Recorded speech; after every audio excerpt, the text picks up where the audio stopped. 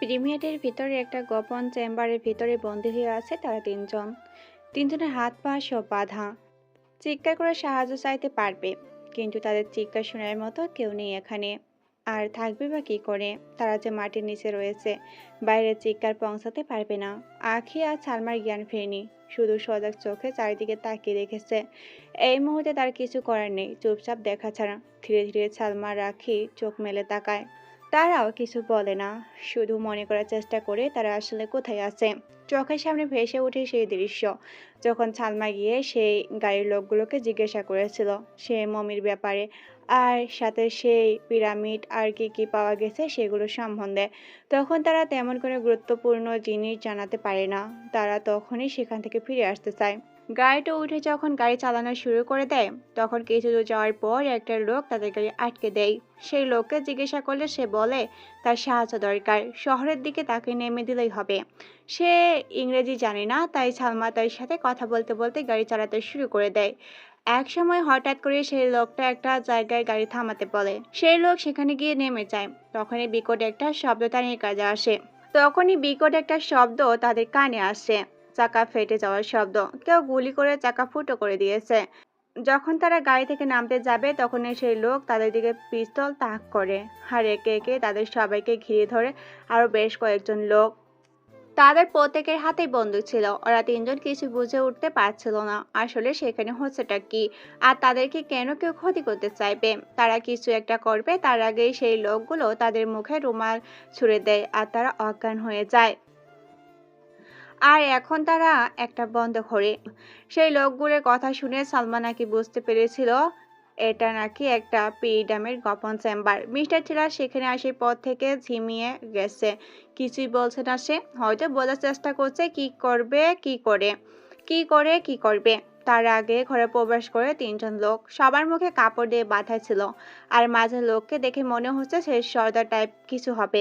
Mister থিলার প্রথমবার মুখ হলো। পিরামিডের অন্ধকারে আমাদের আটকে রাখার কারণ কি জানতে পারি? আর আমাদের যেই কারণে আটকে রাখা হয়েছে তার কিছুই আমাদের জানা নেই। সে কথা শুনে সর্দারটা হাসতে শুরু করে দেয়, আর স্পষ্ট ইংরেজিতে বলতে থাকে। সেই মমি আর পিরামিড এর ব্যাপারে বাইরে কেউ এসে জিজ্ঞাসাবাদ করছে, এর অর্থ একটাই, তারা অনেক কিছুই জানে সেটা সম্পর্কে। আর আমরা যেই জিনিস খুঁজে বেড়াচ্ছি সেটা নিয়ে আর কাউকে তো বলতে দিতে পারি না। আমরা সত্যিই কিছু জানি না। আমরা এখানে এসেছি শুধু রহস্য সমাধান করতে। একটা রানীর কফিনে কি করে একটা পুরুষের লাশ আসলো সেটা জানার জন্যই আমরা এসেছি। মিনতি করে বলল মিস্টার থিরর। তার চোখ মুখ তখন অনেকটা নির্বোধের মতো হয়ে আছে। কথার ধরন দেখে বোঝা যাচ্ছে সে ওই লোকগুলোর সামনে নিজেকে বোকা প্রমাণ করার চেষ্টা করছে। এই লোকগুলো আবার গম্ভীর কণ্ঠে বলল। রানীরই সুইস্তানের মৃতদেহ এখনো খুঁজে পাওয়া যায়নি। সেই সাথে মৃতদেহ যদি খুঁজে পাওয়া যায় তাহলে সাথে খুঁজে পাওয়া যাবে প্রচুর অর্থ সম্পদ, কারণ তার সাথেই রেখে দেওয়া হয়েছিল সেই সব কিছু। কিন্তু সব কিছু পাল্টে যায় যখন খবর ছড়িয়ে পড়ে সেখানে রানীর মৃতদেহ নেই। কথাটা শুনে মিস্টার থিরর ভ্রু কুঁচকে যায়। সে আবার সেই স্বরেই বলে। আমরা এইসবের কিছু জানি না, দয়া করে আমাদের খুলে বলুন। সেই লোকটা একবার তীক্ষ্ণ চোখে তাকায় তার দিকে, তারপর আবার বলতে শুরু করে দেয়। এইসব বলে লাভ নেই, কারণ আমরা জানি তোমরা এখানে এসেছো সেই সম্পদ লুট করে নিয়ে যেতে। রানীরই সুইস্তান যখন মারা যায় তখন তার কফিন অনেক বড় করে বানানো হয়। বেঁচে থাকতে সে অনেক বিলাসিতার সাথে থাকতো, তাই তার শেষ ইচ্ছা ছিল মৃত্যুর পরেও যেন সে বিলাসিতার সাথে থাকতে পারে। তাই যখন সে মারা যায় তখন তার বিশাল কফিনের এক পাশে তাকে মমি করে রাখা হয়, আর পুরো কফিনের ভিতরে রেখে দেওয়া হয় মূল্যবান সব সম্পদ, হীরা মণি মুক্ত সব কিছু, এক কথায় গুপ্তধন। কিন্তু সেই সব কিছু কোথায় এখন তা কেউ জানে না। কয়েক বছর আগে খুঁজে পাওয়া যায় রানী সুইস্তানের পিরামিড, যেখানে সবচেয়ে রাজকীয় যেই কফিন পাওয়া যায় সেখানে নাম খোদাই করা ছিল তার। কিন্তু আশ্চর্যের বিষয় হলো সেই কফিন ছিল সাধারণ মাপের, আর তার ভিতর কোনো ধন সম্পদ কিছুই পাওয়া যায়নি। এমনকি আশেপাশে কোথাও কিছু পাওয়া যায়নি। আর সেই কফিনের ভিতরে লাশটাও নাকি সুইস্তানের নয়, এটা পুরুষের লাশ। তখন থেকেই সবাই ধারণা করতে শুরু করে দেয় রানীর কফিন নয় এটা। সবাইকে বোকা বানানোর জন্য ওই পিরামিড তৈরি করেছিল রানী নিজে। আর সেখানে অন্য কারো লাশ রেখে নিজের জন্য আরেকটা গোপন সমাধি স্থান বানায়, যেখানে এখনো তার লাশ সহ সব গুপ্তধন লুকিয়ে রাখা হয়েছে। কিন্তু সেই জায়গা কোথায় তা কারো জানা নেই। সেই জায়গা যে খুঁজে বের করবে সেই মারা যাবে, সেই আশঙ্কা সামনে আসে। কারণ সেই পিরামিডের ভিতর এমন কিছু ফালাক ছিল যেগুলোতে সেই জায়গা সম্বন্ধে কিছু সূত্র দেওয়া ছিল, আর সেই অভিশাপ্ত লেখা ছিল, কিন্তু আজ পর্যন্ত কেউ সেগুলো খুঁজে বের করতে পারেনি। সেই সব সূত্র কোনোভাবে চুরি হয়ে যায়, সাথে করে সব কিছুই গায়ে বয়ে যায়। তখন থেকেই পাল্টে যায় সব। সেই সূত্র মিশরের কোনো গ্যাং চুরি করেনি, বাইরের কেউ সেগুলো চুরি করেছে। আর সেই কারণেই এখন পর্যন্ত সবাই সেই সম্পদ খুঁজে পাওয়ার জন্য মারিয়া হয়ে আছে। সবাই খুঁজে বেড়াচ্ছে সেই সব সূত্র। সেগুলো একবার কারো হাতে পড়লে সে পৌঁছে যাবে সেই গুপ্তধন পর্যন্ত। কথাগুলো শেষ করার পর সেই লোক বাকি দুজনকে নিয়ে চলে যায়। হঠাৎ করে মুখ খোলে আকি। তুমি তো এখানেই আছো এতদিন, তুমি কি এইসব জানো না? আর আর্কিওলজি নিয়ে পড়াশুনো করো, তোমার তো এইসব জানা উচিত ছিল। আপনারা যতটা অবাক হয়েছেন ঠিক ততটাই আমিও হয়েছি, কারণ এইসব নিয়ে কেউ কিছুই জানে না। কারো কাছে এইসব নিয়ে কোনো ধারণাই ছিল না। হতে পারে সেই পিরামিড আবিষ্কারের পরপরই কেউ একজন সেগুলো চুরি করে, আর সরকার লজ্জা লুকিয়ে রাখার জন্য কাউকে সেই বিষয়ে জানায় না। সেটা নিয়ে একবার কথা উঠেছিল, কিন্তু সবাই গুজব মনে করে উড়িয়ে দেয়। তার চেয়ে বড় রহস্য হয়ে থেকে যায় মেয়ের লাশ কী করে ছেলের লাশ হয়ে গেল সেটা নিয়ে। জবাব দেয় সালমা। আকি আবার বলে, আমার মনে হয় সেই কলেজে স্টুডেন্টরাই চুরি করেছে সেই সব সূত্র। আর আমি যদি ঠিক হয়ে থাকি, তাহলে তারা সেইগুলোর মানে উদ্ধার করে সেই গুপ্তধনের খোঁজ পেয়ে গিয়েছিল। কিন্তু অভিশাপ অনুযায়ী গুপ্তধন যারা খুঁজে বের করবে তাদের উপর নেমে আসবে অভিশাপ। হয়তো সেটাই হয়, আর তারা পালিয়ে যায় নিজ নিজ দেশে। আর নির্মমভাবে সেই অভিশাপের শিকার হয়ে মারা যায় সবাই। যদি এই রকম কিছু হয়ে থাকে, তাহলে সেই ফলক বা সূত্রগুলো কোথায়? আর সেই গুপ্তধনই বা কোথায়? এতক্ষণ তাদের দুজনের কথাবার্তার মনোযোগ দিয়ে শুনে যাচ্ছিল মিস্টার থিরর। শেষ পর্যন্ত সে বলল, সেই স্টুডেন্টের কাছে আছে সেই গুপ্তধন পর্যন্ত পৌঁছানোর উপায়। আর এটা কেউ একজন জানতে পেরে যায়, তাই সে এক এক করে সবাইকে খুঁজে বের করে মেরে ফেলে। হয়তো সেই সূত্রগুলো খুঁজে পেয়েছে আর সেই গুপ্তধন পর্যন্ত পৌঁছে গেছে। কথাটা শুনে তার দিকে একসাথে আঁখি আর সালমা বড় বড় চোখে তাকায়। মিস্টার থিরর সেই দিকে তাকিয়ে একটা রহস্যের হাসি দেয়, তারপর বলে, অনেক তো হলো, এবার একটু আইসক্রিম খাওয়া যাক। আমার খুব ক্ষুধা পেয়েছে, এখান থেকে বেরিয়ে যেতে হবে, রহস্য এখনো বাকি আছে। কথাটা বলে মিস্টার থিরর জোরে একটা শীষ দিল। সাথে সাথেই ঘরে প্রবেশ করলো সেই সর্দার। মিস্টার থিরর তাকে দেখে আইসক্রিম দিতে বলল। সর্দার সেটা শুনে হ হ করে হাসতে লাগলো। সেই হাসি দেখে মিস্টার থিররের চোখ থপ করে জ্বলে উঠে আবার নিভে গেল। সেই সর্দার আবার চলে গেল। আকি আর সালমা পিছনে তাকিয়ে আছে তার দিকে। তারা এখনো বুঝতে পারছে না এই পরিস্থিতি একজন কি করে আইসক্রিম খেতে পারে। হঠাৎ করে তারা দুজন দেখে মিস্টার থিরর উঠে দাঁড়িয়েছে।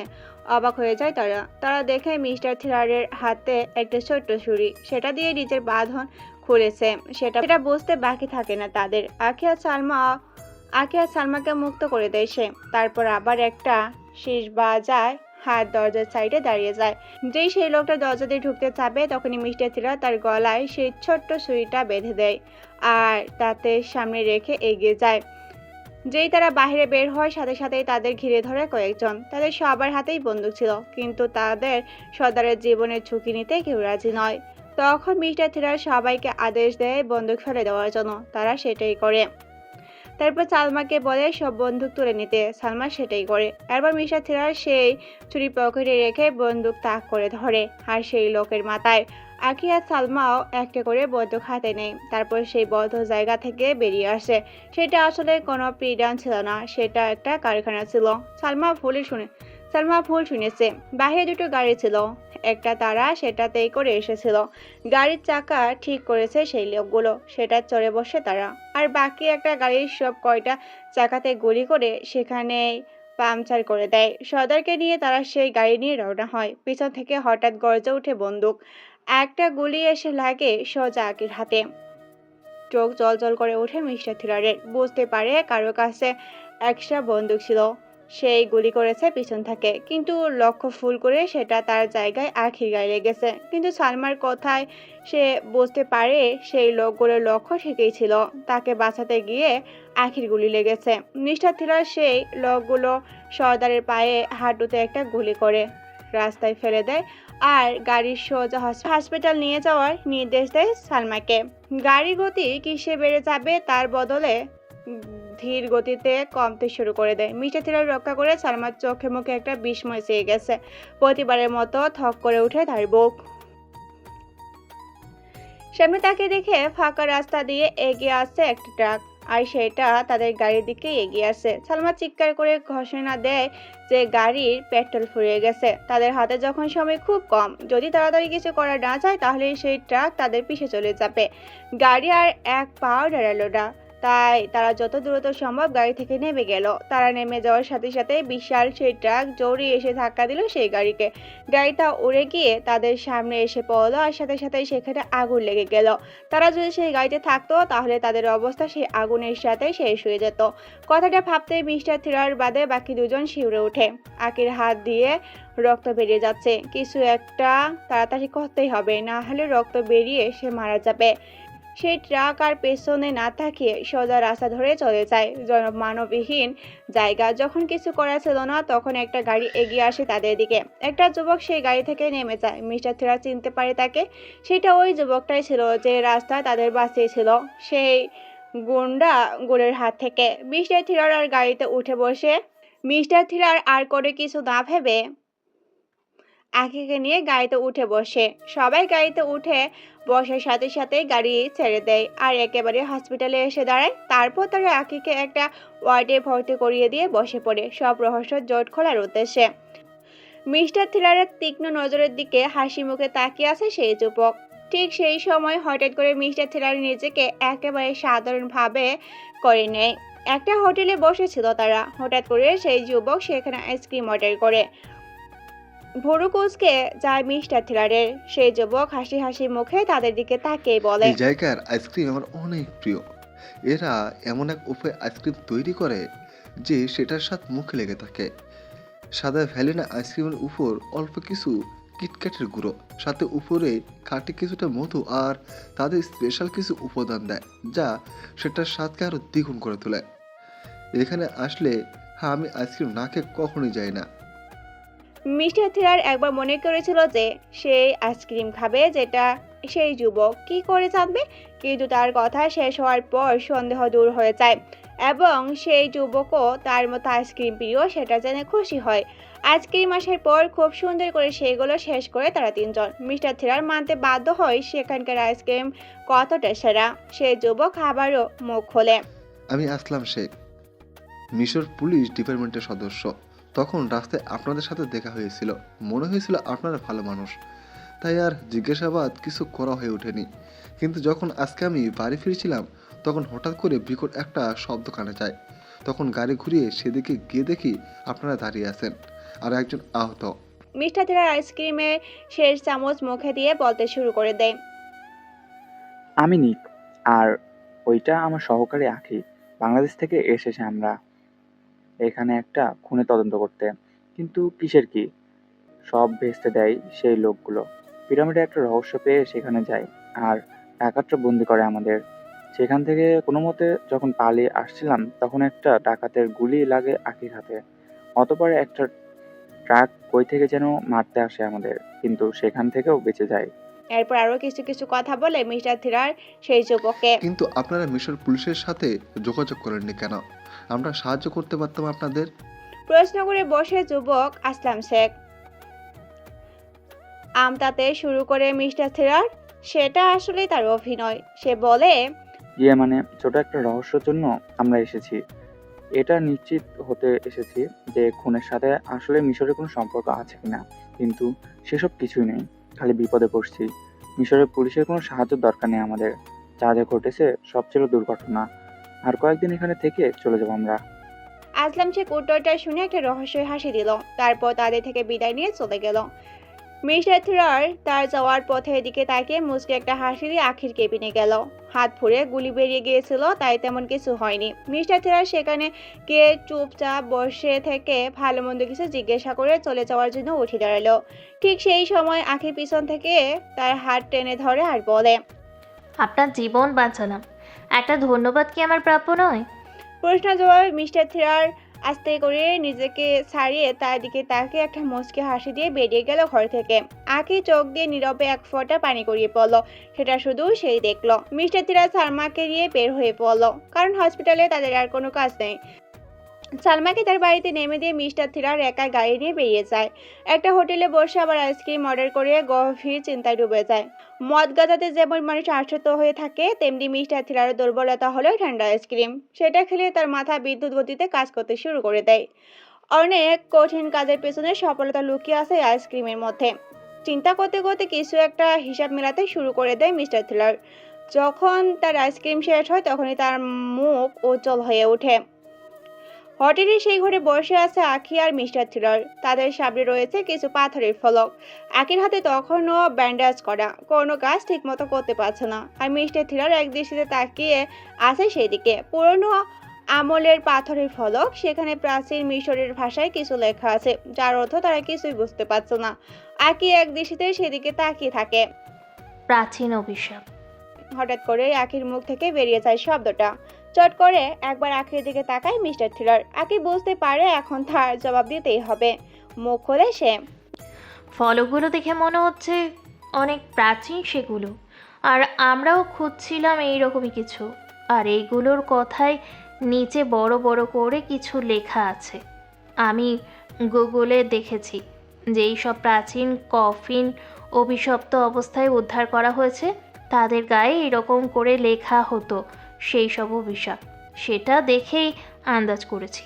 মিস্টার থিরার আবার সেদিকে দৃষ্টি দিল। সেগুলো বোঝার চেষ্টা করলো, কিন্তু পারল না কিছু। সকাল সকাল যখন সে হোটেল থেকে বাইরে যাবে, তখন হোটেলের ম্যানেজার তার হাতে একটা ব্যাগ তুলে দেয়। সেটা নাকি কেউ একজন তাকে দিতে বলেছিল, কিন্তু সেই লোকের চেহারা ঢাকা ছিল। ম্যানেজার সেই লোককে দেখলে চিনতে পারবে না। যখন সেই ব্যাগ সে ঘরের ভিতরে নিয়ে আসে, তখন সেখান থেকে বেরিয়ে পড়ে সেই ফলকগুলো।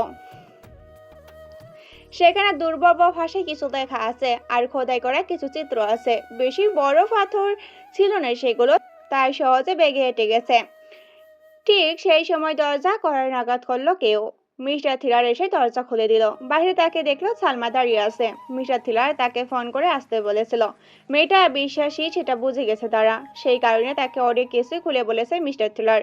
আর সে যেহেতু আর্টিকোলজিতে পড়াশোনা করে, তাই তার বোঝার কথা সেই লেখাগুলো, এই সব চিত্রে কি আছে সেগুলো। সালমা সেই পাথরের ফলকগুলো একবার দেখিয়ে চেঁচিয়ে ওঠে আর বলে, এগুলো সেই পাথরের ফলন যেগুলো রানী রিশুইস্তানের সমাধি থেকে চুরি হয়ে গিয়েছিল।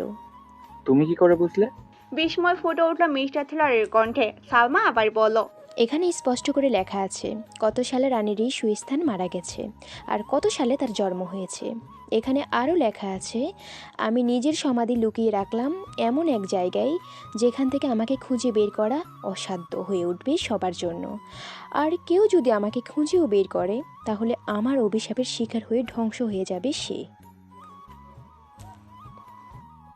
কথাটা রানী রিশুইস্তান নিজে লিখেছে, আর নিচে তার নিজের নাম লিখে দিয়েছে। এটা থেকে স্পষ্ট প্রমাণিত হয় যে তিনি যথেষ্ট বুদ্ধিমতী ছিল। কেউ যেন তাকে আর তার সম্পদ কোনোদিন খুঁজে না পায়, তার ব্যবস্থা করে রেখে গেছে সে নিজ হাতে। কিন্তু এটা বুঝতে পারছি না, আপনি এসব খুঁজে পেলেন কি করে? মিস্টার থিলার গম্ভীর হয়ে রয়ে গেছে। সে রহস্য উদ্ধার করতে এসেছিল সেই 4টা খুনের। এখন আরেকটা রহস্য তার পিছনে পড়ে আছে। মিস্টার থিলার উত্তর দিবে তার আগে আখি বলল, সে কি উত্তর দেবে? সে টাকার জন্য সব কিছু করে। এইসবের জন্য তো তাকে কেউ টাকা দেয়নি, যে সে ওইসব মমি টমি খুঁজে বের করবে। আখির কথাগুলো শুনে জোরে জোরে হাসতে শুরু করলে মিস্টার থিলার। সে সালমার দিকে তাকিয়ে বলল, বুঝতে পেরেছি আমি। সেই ফলকে নিশ্চয়ই সেই গোপন জায়গার নকশা আছে। সেটা নিশ্চয়ই তুমি খুঁজে বের করতে পারবে। আর কি করে সেই ফলকগুলো সে পেয়েছে সেগুলো খুলে বলে মিস্টার থিলার। আখি একবার সেই ফলকগুলোর ছবি তুলে দেয়, তারপর বলে, অনেক পুরনো আমলের নকশা। লাইব্রেরি ছাড়া এটার মানে বের করা সম্ভব নয়। আমাকে 12 ঘন্টা সময় দিন, সেই জায়গায় কোথায় আমি বের করে দিতে পারবো। মিস্টার থিলার মুচকি হেসে সময় দিল তাকে। সালমা চলে গেল। আখি মিস্টার থিলারকে বলল, একটা অচেনা মেয়েকে এত কিছু বলার মানে কি? সেও তো আমাদের জন্য বিপদ ডেকে আনতে পারে। আমরা এখানে কেন এসেছি সেটা সে ভালো করেই জানে। আর আমাদের মারতে ট্রাক এসেছিল কেন? আমরা এখানে কেন এসেছি সেটা সে ছাড়া আর কেউ জানতো না। এর মানে কি সালমা এইসব করছে না? আর সেই ফলকগুলো সালমাই আমাদের পাঠিয়ে দেয়নি তো? আখির কথা শুনে মিস্টার থিলার চুপ করে থাকলো, কারণ তার মাথায় কিছুটা যুক্তি আছে। কাহিনী কই থেকে কই যাচ্ছে সেটাই ভাবছেন তো। তাহলে দুটো প্রশ্নের উত্তর দিন। প্রথম হলো, আখি কি ঠিক বলেছে? আর দ্বিতীয় হলো, সালমার সাথে মিস্টার থিলারকে দেখে আখির অবস্থা কেমন হচ্ছে। মিস্টার থিলার বুঝতে পারছে না আসলে হচ্ছেটা কি এখানে, কিন্তু কিছু এর ভাবারই নেই তার। মুখে একটা রহস্যময় হাসি ফুটে আছে। এইদিকে আঁকি বুঝতে পারছে না মিস্টার থিলার সে চারটা খুন সহ এই মমির রহস্য ভেদ করার জন্য কেন উঠে পড়ে লেগেছে। মিস্টার থিলারের টাকা ছাড়া কোনো কাজ করে না, সেটা সে ভালো করে বুঝে গেছে। হঠাৎ করে তার চোখ জল করে ওঠে। মিস্টার থিলারের দিকে চোখ বড় বড় করে তাকায়, কারণ মিস্টার থিলার এমনি এমনি সেই রহস্য ভেদ করার জন্য উঠে পড়ে রাখেনি। সেই মমির সাথে আছে কোটি কোটি টাকার সম্পদ। সেগুলো মিস্টার থিলারের চাই, সেটা আখি বুঝে ফেলেছে। একটা ক্যাচ যখন তার হাতে আছে, আর সেটাই আছে সেই প্রাচীন রহস্য জুড়ে, তখন সেই সুযোগ মিস্টার থিলার কখনো হাতছাড়া করবে না। টাকার জন্য সে সব ধরনের রিস্ক নিতে রাজি। মিস্টার থিলার আখির দিকে তাকিয়ে বলল, সেই চারজন খুনগুলো হয়েছে ফলগুলোর কারণে। খুনের কারণ এখন আমার কাছে স্পষ্ট। যখন সেই পিরামিডের আবিষ্কার করা হয় তখন সেখানে ছিল সেই সব স্টুডেন্টরা। তারা হঠাৎ করে খুঁজে পায় সেই ফল, আর তাদের মধ্যে হয়তো কেউ জানতে পেরেছিল সেখানে কি লেখা আছে। আর তাই তারা ঠিক করে সেই গুপ্তধন খুঁজে বের করবে। তারা সবাই মিলে ভাগ করে নিবে। কিন্তু তাদের পথের বাধা হয়ে দাঁড়ায় সেই অভিশাপ। যেই ফল সেই ফলগুলো সহ হয়তো তাদের কেউ দেখে ফেলে বা কথাগুলো শুনে ফেলে। তাই সেই স্টুডেন্টরা যখন ফিরে যায় আমেরিকায় আর প্রস্তুতির সাথে আসার পরিকল্পনা করে, তখন হঠাৎ তাদের ভেতরে থেকে একজন একজন করে মরতে শুরু করে দেয়। সেই সময় তাদের মনে সেই অভিশাপের কথা কেটে যায়। তারা নিজের দেশে পালিয়ে যায়। কিন্তু সবাই তো আর নিজের পরিচয় পাল্টাতে পারেনি। সেজন্য সে চারজন সবার শেষে মারা যায়। আর তাদের কাছে ছিল সেই ফল। তাদের কাছ থেকে সেটা ছিনিয়ে নেওয়া হয়। তারা পরিচয় পাল্টেছিল, সেটা তাদের পরিবারের লোকেরা জানতো। কিন্তু এমন সতর্কতার সাথে তারা সবকিছু করেছে যে কেউ কিছু বুঝতেই পারেনি। এই ফলগুলো এখন কেউ একজন আমার কাছে পাঠিয়ে দিয়েছে। এর অর্থ কেউ জানে আমি কে আর এখানে কি করতে এসেছি। কিন্তু এগুলো আমাকে দেওয়ার উদ্দেশ্য আমি এখনো বুঝে উঠতে পারছি না। সে এইসব ফল ব্যবহার করে সুন্দর করে সেই গোপন জায়গা থেকে গুপ্তধন খুঁজে বের করে চুপচাপ সরে যেতে পারতো। কিন্তু সেটা না করে আমাকে এসব পাঠিয়ে দেওয়ার মানে কি? মিস্টার থিলারের গলায় রহস্য ফুটে উঠল। সবটা শুনে আখি বলল, যেই পাঠিয়ে থাকুক, লাভটা তো আপনারই। আপনি এইসব ফলক থেকে সেই জায়গার নকশা বের করে সেখানে গিয়ে সেই গুপ্তধন খুঁজে বের করতে পারবেন, কারণ সেটা সেখানেই আছে, বোঝা যাচ্ছে। তা না হলে এই ফলক কেউ এখানে পাঠাতো না। আখির কথা শুনে মিস্টার থিলার আবার হেসে দিল। সে বলল, এখন আমাদের আরেকটা কাজ বাকি আছে। সেটা হলো এই পুরুষ মমি যেখানে রাখা আছে সেটা ভালো করে দেখা। সেখান থেকেও আমরা কিছু বুঝতে পারি। একটা রানীর কফিনে রানী চাইলে খুব সহজে সেখানে একটা নারীর লাশ রেখে সবাইকে আরো ভালো করে বোকা বানাতে পারতো। কিন্তু সেটা না করে সেখানে রয়েছে পুরুষের মমি। আসলে সেই রানীর মাথার মধ্যে চলছিলটা কি? নাকি কেউ একজন মানুষকে ধোঁকা দেওয়ার জন্য কোনো পুরনো একটা মমি এনে সেই কফিনের মধ্যে রেখে দিয়েছে, কিন্তু সেটা কোনো রকম করেই সম্ভব নয়, কারণ কফিনের আবিষ্কারের সময় সেখানে অনেক মানুষ থাকে। তারা কিন্তু চোখ তারা নিজ চোখে সব দেখেছে, কিন্তু ফলগুলো আশেপাশে থাকার কারণে সেই ছাত্রছাত্রীরা সেগুলো চুরি করতে পেরেছিল সহজেই। তাহলে এখন আমরা কোথায় যাব? প্রশ্ন করে ওঠে আখি। আমরা এখন যাব মিশরের জাদুঘরে, কারণ এখন সেখানে রাখা হয়েছে রানীর কফিনের আর সেই মমি, আর সেই খনন কাজে যেই প্রফেসর নির্দেশনাতে হয়েছিল তার সাথেও কথা বলে দেখতে হবে। জবাব দিল মিস্টার থিলার। কথা শেষ হতেই সে সালমাকে ফোন করলো। তাকে ফোন করে কিছু কাজ দিল। আকি এখনো বুঝে উঠতে পারছে না মিস্টার থিলার আসলে চাচ্ছেটা কি। সালমাকে এরপরও বিশ্বাস করছে দেখে আকির প্রচুর খারাপ লাগছে। তার বুকের মধ্যে এক প্রকার চাপা ভালোবাসা আর বাহিরে এক প্রকার ঘৃণা জন্ম নিয়েছিল মিস্টার থিলারের প্রতি। মনে হচ্ছে দুই নৌকার মাঝে পা দিয়ে আছে সে। সময় থাকতে থাকতে তাকে বেছে নিতে হবে কোন পথে যাবে সে, আর সেটা না সে হলে মারা যাবে। প্রফেসর ইউনুস আত্তাফের অফিসে বসে আছে মিস্টার থিলার এবং আখি। তাদের ভাগ্য ভালো প্রফেসর ইউনুস ইংরেজি জানে, তা না হলে বিপদে পড়তে হতো তাদের, কারণ সেখানে সালমা ছিল না। সেই প্রফেসরের সাথে তাদের একটা মিটিং ফিক্স করিয়ে দিয়েছে। সালমা যে কতটার কাজে সেটা আখি মনে মনে স্বীকার করতে বাধ্য। প্রফেসর ইউনুস প্রশ্ন করলেন, আমার কাছে কি জানতে চাও তোমরা? আমার হাতে খুব বেশি সময় নেই, কিন্তু কিছুক্ষণ পরে আমাকে বের হতে হবে একটা কাজে। আমরা আপনার বেশি সময় নিব না স্যার, শুধু কয়েকটা প্রশ্ন করব।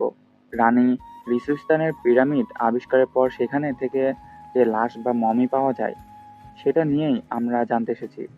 আসলে সেই লাশটা কতদিন ছিল সেখানে, বা কেউ কি সেটা পাল্টে দিতে পারে না? হয়তো সেখানে কোনো নারীর লাশ ছিল, কিন্তু কেউ আমাদের বিভ্রান্ত করার জন্য সেখানে পুরুষের লাশ রেখে দিয়েছে। মিস্টার থিলারের মুখে রানী সুস্তানের নাম শুনে কেমন জানি করে উঠল প্রফেসর। তারপর নিজেকে প্রফেসর সামাল করে ইউনুসের নিয়ে বলতে লাগলো, ইতিহাসের থেকেও জটিল। কখন কোথায় কি হয়েছে সেটা বলা মুশকিল। তোমরা যা জানতে এসেছো সেটা আমি বুঝে গিয়েছি। তাহলে শোনো, সেই লাশ ঠিক তত বছরের পুরনো যত বছর আগে রানী মারা গেছে। এর অর্থ নিশ্চয় বোঝার কথা, অন্য কোনো কারণে সেই লাশ পরিবর্তন হওয়ার কোনো সম্ভাবনা নেই। আর আমাদের আগে কারো পায়ের ছাপ সেখানে পড়েনি। ইতিহাস ঘাটলে বেরিয়ে আসে রানী রুস্তনের এর বীরত্ব এবং বুদ্ধির কথা। আমাদের সবার ধারণা তিনি কিছু একটা করেছেন এই ক্ষেত্রে। আর সেই কফিনের আশেপাশে তেমন কোনো দামি জিনিস পাওয়া যায়নি। শুনলাম তোমরা নাকি সেই জায়গায় গিয়েছো যেখানে সেই মমি রাখা আছে। সেখানে গিয়ে নিশ্চয়ই বুঝতে পেরেছো সেটা পুরনো লাশ। এর ভেতর আর কোনো রহস্য নেই। এখন তোমরা যেতে পারো। এতক্ষণ নাকি প্রফেসর ইউনুসের সংগ্রহশালা ঘুরে ঘুরে দেখছিল। অনেক ভালো ভালো জিনিস তার সংগ্রহে আছে। প্রাচীন আনুবিশেষ মূর্তি সহ গ্রিক পুরাণা আর মিশরের প্রাচীন দেবতা ফিক্সর মূর্তিও। ফিক্সো হলো এক ধরনের দেবতা। প্রাচীন গ্রিক পুরাণে এর নাম উল্লেখ আছে। এর মুখমণ্ডল সিংহের মতো আর পিছনের অংশ মানুষের মতো।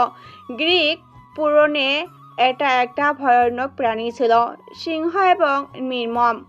মানুষ খুন করে তাদের খেয়ে ফেলত। গ্রিকে এদের মাথা নারীর মতো, মিশরে এরা পুরুষের আকৃতির। মিশরের এর সমান শক্তিশালী হলেও এরা ছিল সেখানে শান্ত প্রকৃতির, কিন্তু দুই জায়গাতে এরা প্রহরী হিসাবে কাজ করে গেছে। বিভিন্ন কফিন ছিল সাজানো থাকে থাকে। আকি সেগুলো খুব ভালো করে পর্যবেক্ষণ করছিল। মিস্টার থিলারের হঠাৎ করে ডাক দেওয়ায় তার মনোযোগ নষ্ট হয়ে গেল। মিস্টার থিলার সেখান থেকে বের হওয়ার জন্য প্রস্তুত হয়। তার যা জানার সব জেনে গিয়েছে সে মমি পুরুষ আর সেটার সাথে মানুষের হাত নেই, সেটাতে আর কোনো সন্দেহ থাকে না। হোটেলে ফিরে আসে তারা। এখন যা করার সালমাই করবে। ফোন করে জানিয়েছে জলদি সে হোটেলে আসছে। অধীর আগ্রহে অপেক্ষা করছে তারা দুজন সালমার জন্য। হঠাৎ করে বেল বেজে উঠলো। আকি মনে করে সালমা এসেছে, কিন্তু দরজা খুলে দেখে বাইরে দাঁড়িয়ে আছে সেই যুবক আসলাম খান। আর তার পিছনে আরো বেশ কয়েকজন অফিসার। তারা আখিকে সরিয়ে দ্রুত ঢুকে পড়ে ঘরের মধ্যে। মিশা থিলারও কিছুটা অবাক হয়ে গেছে হঠাৎ করে তাদের দেখে। মিশরের পুলিশ অফিসারের পোশাক পরা লোক, আর আসলামকে তো তারা আগে থেকেই জানে। দ্রুত বুদ্ধি খেলে যায় মিস্টার থিলারের মাথায়। তাদের কাছে আছে সেই পুরো ফলক, সেগুলো অনেক আগে চুরি হয়ে গিয়েছিল। আর সেই ফলকগুলো মিশরের সরকারের সম্পত্তি, কিন্তু তাদের কাছে এখন সেগুলো। তাহলে সেটার অর্থ একটাই, তারা বেআইনি কাজ করেছে। আর তাদের কাছে যে এই ফলকগুলো পাঠিয়েছে সেই খবর দিয়েছে পুলিশকে। তাহলে সেটার অর্থ একটাই, তারা বেআইনি কাজ করেছে। আর তাদের কাছে যে এই ফলকগুলো পাঠিয়েছে সেই খবর দিয়েছে পুলিশকে। এক কথায় তারা এখন ফেঁসে গেছে। পুলিশ তাদের গ্রেপ্তার করবে সেগুলো চুরি করার অপরাধে। এই মুহূর্তে তাদের আর কিছু করেনি, দাঁড়িয়ে দাঁড়িয়ে দেখা ছাড়া। মিস্টার থিলার বুঝতে পারলো কেউ একজন তাদের সাথে বিশাল এক গেম খেলেছে। আর যে খেলেছে সে ভালো করে জানে মিস্টার থিলার আখি কেন এখানে এসেছে। আর নিশ্চয়ই সে এখানেও তার কাজে সফল হয়েছে, তাই আগেই রাস্তা থেকে সরিয়ে দিচ্ছে তাদের দুজনকে। হঠাৎ করে মিস্টার থিলারের মাথায় আসে সালমান নাম। সে কিছু বলার আগেই আখি তাকে বলে, আগেই বলেছিলাম সালমাকে এত বিশ্বাস করবেন না, কিন্তু আপনি তো মহা বুদ্ধিমান। তার রূপের প্রেমে পড়ে গেছেন, আর কি হবে। এখন চলুন মিশরের জেলের হাওয়া খাওয়া যাক। এত কষ্ট করে এত দূর আসলাম, অথচ সব শেষ। আখির কথা শুনে মিস্টার থিলার একটা রহস্যজনক হাসি উপহার দিল তাকে। তার হাসি দেখে আখির মনে হলো হোটেলে টাকা না দিয়ে পুলিশের কাছে ধরা খেয়ে যে রকম করে বেঁচে গিয়েছিল সেই রকম করে বেঁচে যাবে আবার। আখি আর কিছু বলার আগে তাদের হাতে হাতকড়া পরিয়ে অ্যারেস্ট করে তোলা হলো গাড়িতে। আজকের পর্বে আপনারা একটা জিনিস বুঝতে পেরেছেন, সেটা হলো সব কিছুর পেছনে যে আছে সে হলো বড় মাথায় করে ফেলেন। আপনাদের একটা ক্লু দেই, পুরো গল্পের মধ্যে আছে সেই ফিলেন। দেখি কে খুঁজে বের করতে পারেন সেই ফিলেনকে। এই শোনো না, প্রতিদিন ভালোবাসার নতুন নতুন গল্প পেতে ও শুনতে চাইলে আমাদের আলোর ডায়েরি চ্যানেলটি সাবস্ক্রাইব করে পাশে থাকা বেল আইকনটি বাজিয়ে দিও, কেমন?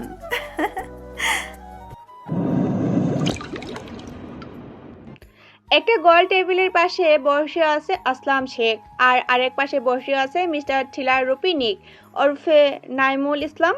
এই নামে তাকে চেনে মিশরের পুলিশ। সালমান শেখ হাসি মুখে মিস্টার থিলারকে প্রশ্ন করলো, গোয়েন্দা হয়ে বাংলাদেশ থেকে এসেছেন, কিন্তু এখানে এসে চোর হয়ে গেলেন। আসলে ব্যাপারটা খুবই অদ্ভুত। এই বিষয়ে যদি আপনার কিছু বলার থাকে বলতে পারেন। একই পাশে চেয়ারে বসে আছে, তার মুখ চোখ দেখে বোঝা যাচ্ছে কোনো কারণে খুব রেগে আছে সে। মিস্টার থিলার হাসতে হাসতেই বলল, দেখুন, আপনি হয়তো ভাবছেন আমরা সে ফল চুরি করে এসেছি কোনোভাবে, কিন্তু আমরা জানতামও না সেগুলো আসলে কি। সকালে যখন আমি বাইরে যাচ্ছিলাম তখন দেখতে পাই সেই হোটেলের ম্যানেজার আমার দিকে এগিয়ে আসছে আর আমাকে একটা ব্যাগ দিয়ে আবার তার কাছে চলে যায়। তাকে নাকি কেউ একজন সেই ব্যাগ দিয়েছিল আমাকে দেওয়ার জন্য। সুন্দর একটা প্ল্যান করে আমাকে ফাঁসানো হচ্ছে। হয়তো এগুলো সেই ডাকাতদের কাজ যারা আমাদের মারতে চেয়েছিল। মিস্টার থিলারের কথা শুনে আসলাম শেখ হ হ করে হাসতে শুরু করে দিল আর বলল, আপনি হয়তো জানেন মিশরের আইন কতটা কঠিন। আমরা আপনাকে ধরেছি 1000 বছর আগেকার জাতীয় সম্পদ চুরি করার অপরাধে। মিশর আজ এতটা বিখ্যাত সেই কারণেই আপনার ঘরে পাওয়া গিয়েছে সেগুলো। এর অর্থ একটাই, আপনি সেগুলো কোনোভাবে চুরি করেছেন বা আপনার সাথে চোরের কোনো যোগাযোগ আছে। আপনি যেই সব কথা বলছেন সেগুলো কতটা হাস্যকর সেটা আপনার জানা আছে নিশ্চয়ই। আমি যদি প্রমাণ করতে পারি আমাকে ফাঁসানো হচ্ছে আর সেই ফলগুলোর সাথে আমার কোনো সম্পর্ক নেই, তাহলে? ঘরের মধ্যে যেন বম ফেললো মিস্টার থিলার। আসলাম শেখ অবাক হয়ে সেদিকে তাকিয়ে থাকলো। মিস্টার থিলার আবার বলতে শুরু করে দিল, তাহলে শুনুন, প্রথম কথা হলো সেই ফলগুলো আসল নয়, সেগুলো নকল। চাইলে আপনি পরীক্ষা করে দেখতে পারেন। কেউ একজন আসল ফলকের আদলে সেগুলো তৈরি করছে। দ্বিতীয়ত, সে ম্যানেজার, তাকে জিজ্ঞেস করলে জানতে পারবেন সেগুলো কে তাকে দিয়েছিল। জানেন সিসিটিভি থেকে কিছু জানা যাবে না, কারণ যে সব করেছে সে খুবই চালাক। কেউ এই ভুল সে করবে না। তৃতীয়ত, সে ডাকাত দল, তাদের ধরলে খুব সহজেই তারা বলে দিবে তারা আমাদের ধরছিল কেন আর কেমন করে আমরা পালিয়ে এসেছি। এখন আপনার সামনে আমাদের নির্দোষ হওয়ার 3টা প্রমাণ রাখলাম। প্রথম প্রমাণ, সেই ফলগুলো আসল নয়। এই একটা প্রমাণ দিয়েই বোঝা যাবে আমরা নির্দোষ, কারণ আসল ফল কেউ দেখেনি, তাই সেটা আমাদের কাছে থাকতেই পারে না। বাজারে ওইরকম জিনিস পাওয়াই যায়। বাকি দুটো পয়েন্ট খুঁজে দেখার দায়িত্ব আপনার। শুধু শুধু সময় নষ্ট করলেন অফিসার। মিস্টার থিলারের কথা শেষ হতে না হতেই ঘরে প্রবেশ করলো একজন পুলিশ অফিসার। সে এসে আসলাম শেখকে কিছু বলল, তারপর আবার চলে গেল। ততক্ষণে মিস্টার থিলার চেয়ারে হেলান দিয়ে চোখ বন্ধ করে ফেলেছে, আর আসলাম শেখ হা হয়ে তাকিয়ে আছে সেই দিকে। চোখ বন্ধ করেই মিস্টার থিলার বলল, নিশ্চয়ই আমার প্রথম পয়েন্ট ঠিক, সেটা প্রমাণিত হয়ে গেছে। এখন আর সময় নষ্ট না করে তাড়াতাড়ি আমাদের ছেড়ে দিন। আসলাম শেখ একজনকে নির্দেশ দেয়, তাদের হাতের হাতকড়া খুলে দেয়। ইন্টারেকশন রুম থেকে বের হয়ে তাদের দুজনকে আসলাম শেখ তার অফিসে নিয়ে যায়। তার মনের মধ্যে তখন বেশ কিছু প্রশ্ন, সেটা কি অস্পষ্ট বুঝতে পারছিল। সে আরেকবার মিস্টার থিলারের দিকে তাকায় আর তার বুদ্ধি ধরা দেখে অবাক হয়ে যায়। আসলাম শেখ মিস্টার থিলারের দিকে তাকিয়ে বলে, মিস্টার নাইমুল, আমি কিছুই বুঝতে পারছি না আসলে হচ্ছেটা কি এখানে। যেখানে যাই সেখানে আপনাদের দেখা পাই। এটা কি কোনো কোইন্সিডেন্স নাকি প্ল্যান করে বারবার আমার কাছে আসার চেষ্টা? রহস্য ফুটে উঠে আসলাম শেখের গলার স্বরে। মিস্টার থিলার একটা মুচকি হাসি দিয়ে বলে, অনেক তো কষ্ট দিলেন, এবারে একটু আইসক্রিমের ব্যবস্থা করুন। মাথা কাজ করাতে হবে। তবে আশা করি খুব শীঘ্রই আবার আপনার সাথে আমার দেখা হচ্ছে। আসলাম শেখ অবাক হয়ে গেল। তার সামনে চেয়ারে বসে লোকটাকে যত দেখছে ততই অবাক হয়ে যাচ্ছে সে। কোনো মতে আইসক্রিম অর্ডার দিল সে। আইসক্রিম খাওয়া পর্যন্ত মিস্টার থিলার কোনো কথাই বললো না। খাওয়া শেষ হলে আসলাম শেখের কাছ থেকে বিদায় নিয়ে বেরিয়ে পড়লো। সেখান থেকে বের হতে কোন ফাঁকে আঁকি মিস্টার থিলারের হাত ধরেছে সেটা সে বুঝে উঠতে পারেনি। সেখান থেকে বেরিয়ে তারা সোজা হোটেলে চলে গেল। সেখানে গিয়ে দেখলো সালমা বাহিরে দাঁড়িয়ে আছে, চোখে মুখে তার আতঙ্ক। আঁকি তো আগে থেকেই তার উপর রেগে আছে। সে সালমাকে কিছু বলতে চাপে, তার আগে মিস্টার থিলার সালমার সামনে দাঁড়ায়। সাথে সাথে সালমার মুখে হাসি ফুটে উঠলো। সে বলল, হোটেলে ফিরে শুনি আপনাদের নাকি পুলিশ ধরে নিয়ে গেছে। বুঝতে পারি কেন। সেই ফলনগুলো বেআইনি, সেই কারণে অনেক ভয় পেয়ে যাই আমি। কিন্তু আপনাদের দেখে অনেক শান্তি লাগছে। আপনি ঠিক আছেন দেখে আরও ভালো লাগছে। আর সেই ফলনের মানে উদ্ধার করতে পেরেছি ঠিকই, কিন্তু তেমন কিছু বুঝতে পারিনি। কথাটা বলে সালমা জড়িয়ে ধরে মিস্টার থিলারকে। এই দৃশ্য দেখে আখির চোখ যেন ধপ করে জ্বলে উঠল।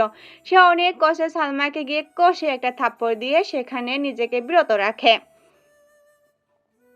পরক্ষণে সালমা নিজেকে সামলে নেয় আর মিস্টার থিলারকে দুঃখিত বলে রুমের ভিতরে চলে যায়। মরুভূমি থেকে উত্তর পশ্চিমে যেখানে সূর্য ডুবে যাবে সেখানে পাহারায় রয়েছে নির্মম দানব। তার থেকে 3 কদম দূরে রয়েছে আরও 3 প্রহরী। তাদের হাত থেকে যে মুক্তি পেয়ে আমাকে খুঁজে পাবে সেই অভিশপ্ত হয়ে মারা যাবে। এই কথাটা লেখা ছিল সেই ফলকগুলোতে। সালমা বলল, অবাক হয়ে সে কাগজটা দেখতে লাগলো মিস্টার থিলার। সেটা যে একটা বাধা, সেটার একটা ধাঁধা, সেটা খুব সহজেই বুঝতে গেল। সেটা খুব সহজেই বুঝে গেল। কিন্তু তার মাথার ভিতর থেকে ধাঁধার থেকে আরেকটা যে জিনিস পেছ লেগে আছে, সেটা হলো নকল ফলকগুলো। যখন মিস্টার থিলার সেগুলো হাতে নিয়েছিল তখন বুঝতে পেরেছিল সেগুলো নকল, কারণ পুরোনো জিনিসের ভিতর আলাদা একটা সৌন্দর্য আছে, কিন্তু সেটার ভিতরে অঙ্কন করা চিত্রগুলো দেখেই বোঝা যাচ্ছে সেটা সদ্য তৈরি করা হয়েছে। কিন্তু সে সেটা কারো কাছে প্রকাশ করেনি, কারণ সে দেখতে চেয়েছিল আসলে কেউ একজন তাদের কাছ থেকে চাচ্ছেটা কি। যদি সে সেই গুপ্তধন পর্যন্ত পৌঁছানোর জন্য মিস্টার থিলারকে ইউজ করতে চায়, তাহলে সেটা হলো সবচেয়ে বোকামো যুক্তি। সেই জায়গায় যে কেউ সহজে খুঁজে বের করতে পারবে, কারণ সেই ফলকে লেখা ধাঁধার অর্থ সেই জায়গায় গিয়ে উদ্ধার করে এতদিনে কেউ গুপ্তধন নিশ্চয়ই খুঁজে পেয়েছে। আর যদি এটাই ধরা হয় যে কেউ একজন মিস্টার থিলারকে নকল ফলক পাঠিয়ে ফাঁসিয়ে দিতে চায়, তাহলে সেটাই বা কেন? আর যদি সে গুপ্তধন খুঁজে পায়, তাহলে সে ওই ফলকগুলোই বা নিজের কাছে কেন রাখবে? সব কিছু মিস্টার থিলারের কাছে গুলিয়ে যাচ্ছে। ঠিক সেই সময় সালমা মিস্টার থিলারের সামনে এসে আইসক্রিম নিয়ে হাজির হয়। মিস্টার থিলার একবার তার দিকে তাকায়, আইসক্রিম হাতে নিয়ে খাওয়া শুরু করে দেয়। সালমা বলে, আইসক্রিম খেলে আপনার মাথা ভালো কাজ করে, সেটা আমি জানি। তাই ভাবলাম আপনি চিন্তা করছেন কিছু নিয়ে, তাই আপনার এটা দরকার। সালমার দিকে তাকিয়ে মিস্টার থিলার শুধু একটা হাসি দিল। এখন সে ভাবতে বসেছে সালমাকে নিয়ে। আখির নজরে সন্দেহের দিক থেকে সালমা রয়েছে প্রথমে।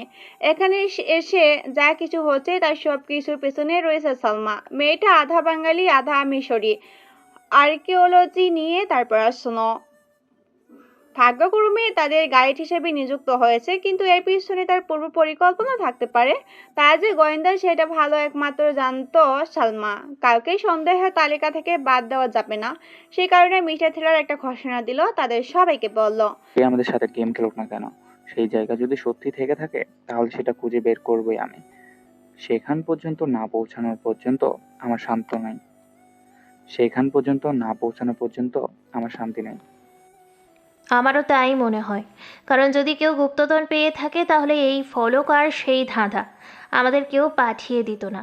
এর অর্থ সেও এইসব পায়নি, আর সে এইসব খুঁজে বের করার আগেই আমাদের সেটা খুঁজে বের করতে হবে। একমাত্র সেটা খুঁজে বের করলেই রহস্য সমাধান হবে সেই সব খুনের। কারণ এক প্রকারভাবে এই গুপ্তধনের কারণেই খুন হয়েছে সেই 4 জন ছাড়া বাকি সব স্টুডেন্ট। কিন্তু কেউ যদি আমাদের ইউজ করে সেই গুপ্তধন পর্যন্ত পৌঁছাতে চায়? জবাব দিল মিস্টার থ্রিলার। আখি আবার বলল, কিন্তু এটা ছাড়া তো আমাদের কাছে আর উপায় নেই। কোটি কোটি টাকার সম্পত্তি আছে সেখানে, সেটা যে করেই হোক খুঁজে পেতেই হবে। আর কেউ যদি আমাদের ইউজ করতেই চায় তাহলে এটা স্পষ্ট যে এই ধাঁধা আসল। এখনও সেখানে গুপ্তধন আছে। সালমা ও আখির কথায় সম্মতি দিল। মিস্টার থ্রিলার তাদের কথা শুনে মুচকি একটা হাসি দিয়ে আইসক্রিম খাওয়ায় মনোযোগ দিল। বাকিরা তার হাসির অর্থ বুঝে নিল। এখন তাদের যাত্রা হবে সেই রানীর লাশ খুঁজে বের করা। আইসক্রিম খেতে খেতে মিস্টার থ্রিলার বলল, কি আজব, 1000 বছর পুরনো লাশ খুঁজে বের করার জন্য জীবন্ত সব মানুষ নিজের জীবন দিতেও দ্বিধাবোধ করে না। আসলে টাকার এত পাওয়ার, টাকা দিয়ে হয়তো সারা জীবন বিলাসিতা কিনে নিতে পারবে, কিন্তু সে টাকা দিয়ে তো আর সেই জীবন কেনা সম্ভব নয়। প্রথমবারের মতো মিস্টার থ্রিলারের মুখে এইরকম কথা শুনে চমকে উঠল আখি। যার বাড়ির সামনে দাঁড়াইলেই বোঝা যায় সে মানুষটা কতটা নির্দয়। তার মুখে এইসব কথা মানে না। ভুলেছেও না কি, আমি হলাম মিস্টার থ্রিলার। লোকে আমাকে এমনিতে মিস্টার থ্রিলার বলে না। সেই গুপ্তধনের পিছনে একবার আমি লেগেছি। আমার জীবনে অভিশাপ নামানোর আগের তার সেই অভিশাপকে আমি নিজেই অভিশপ্ত করে দিব। আর যে সব গেম খেলছে সেই 4 খুনের আসামি, তাকে সেই লাশের মতোই বাংলাদেশে নিয়ে যাব আমি। হঠাৎ করে কথাটা বলে উঠল মিস্টার থ্রিলার। আকি সেটা শুনে চমকে উঠল, কারণ সে মনে মনে যা ভাবছে সেটাই মিস্টার থ্রিলার কি করে জানবে। তার এই অবস্থা দেখে মিস্টার থ্রিলার হেসে দিল আর সালমাকে যাত্রা দেওয়ার জন্য প্রয়োজনীয় জিনিসপত্র আনার দায়িত্ব দিল। আর এও বলল যাতে সে টাকা পয়সা নিয়ে কোনো চিন্তা না করে। আইসক্রিম হাতে সেই মানুষটার অ্যাটিটিউড দেখে আরেকবার তার প্রতি দুর্বল হয়ে পড়ল সালমা। ছুটে চলে গেল প্রয়োজনীয় জিনিস সংগ্রহ করার জন্য।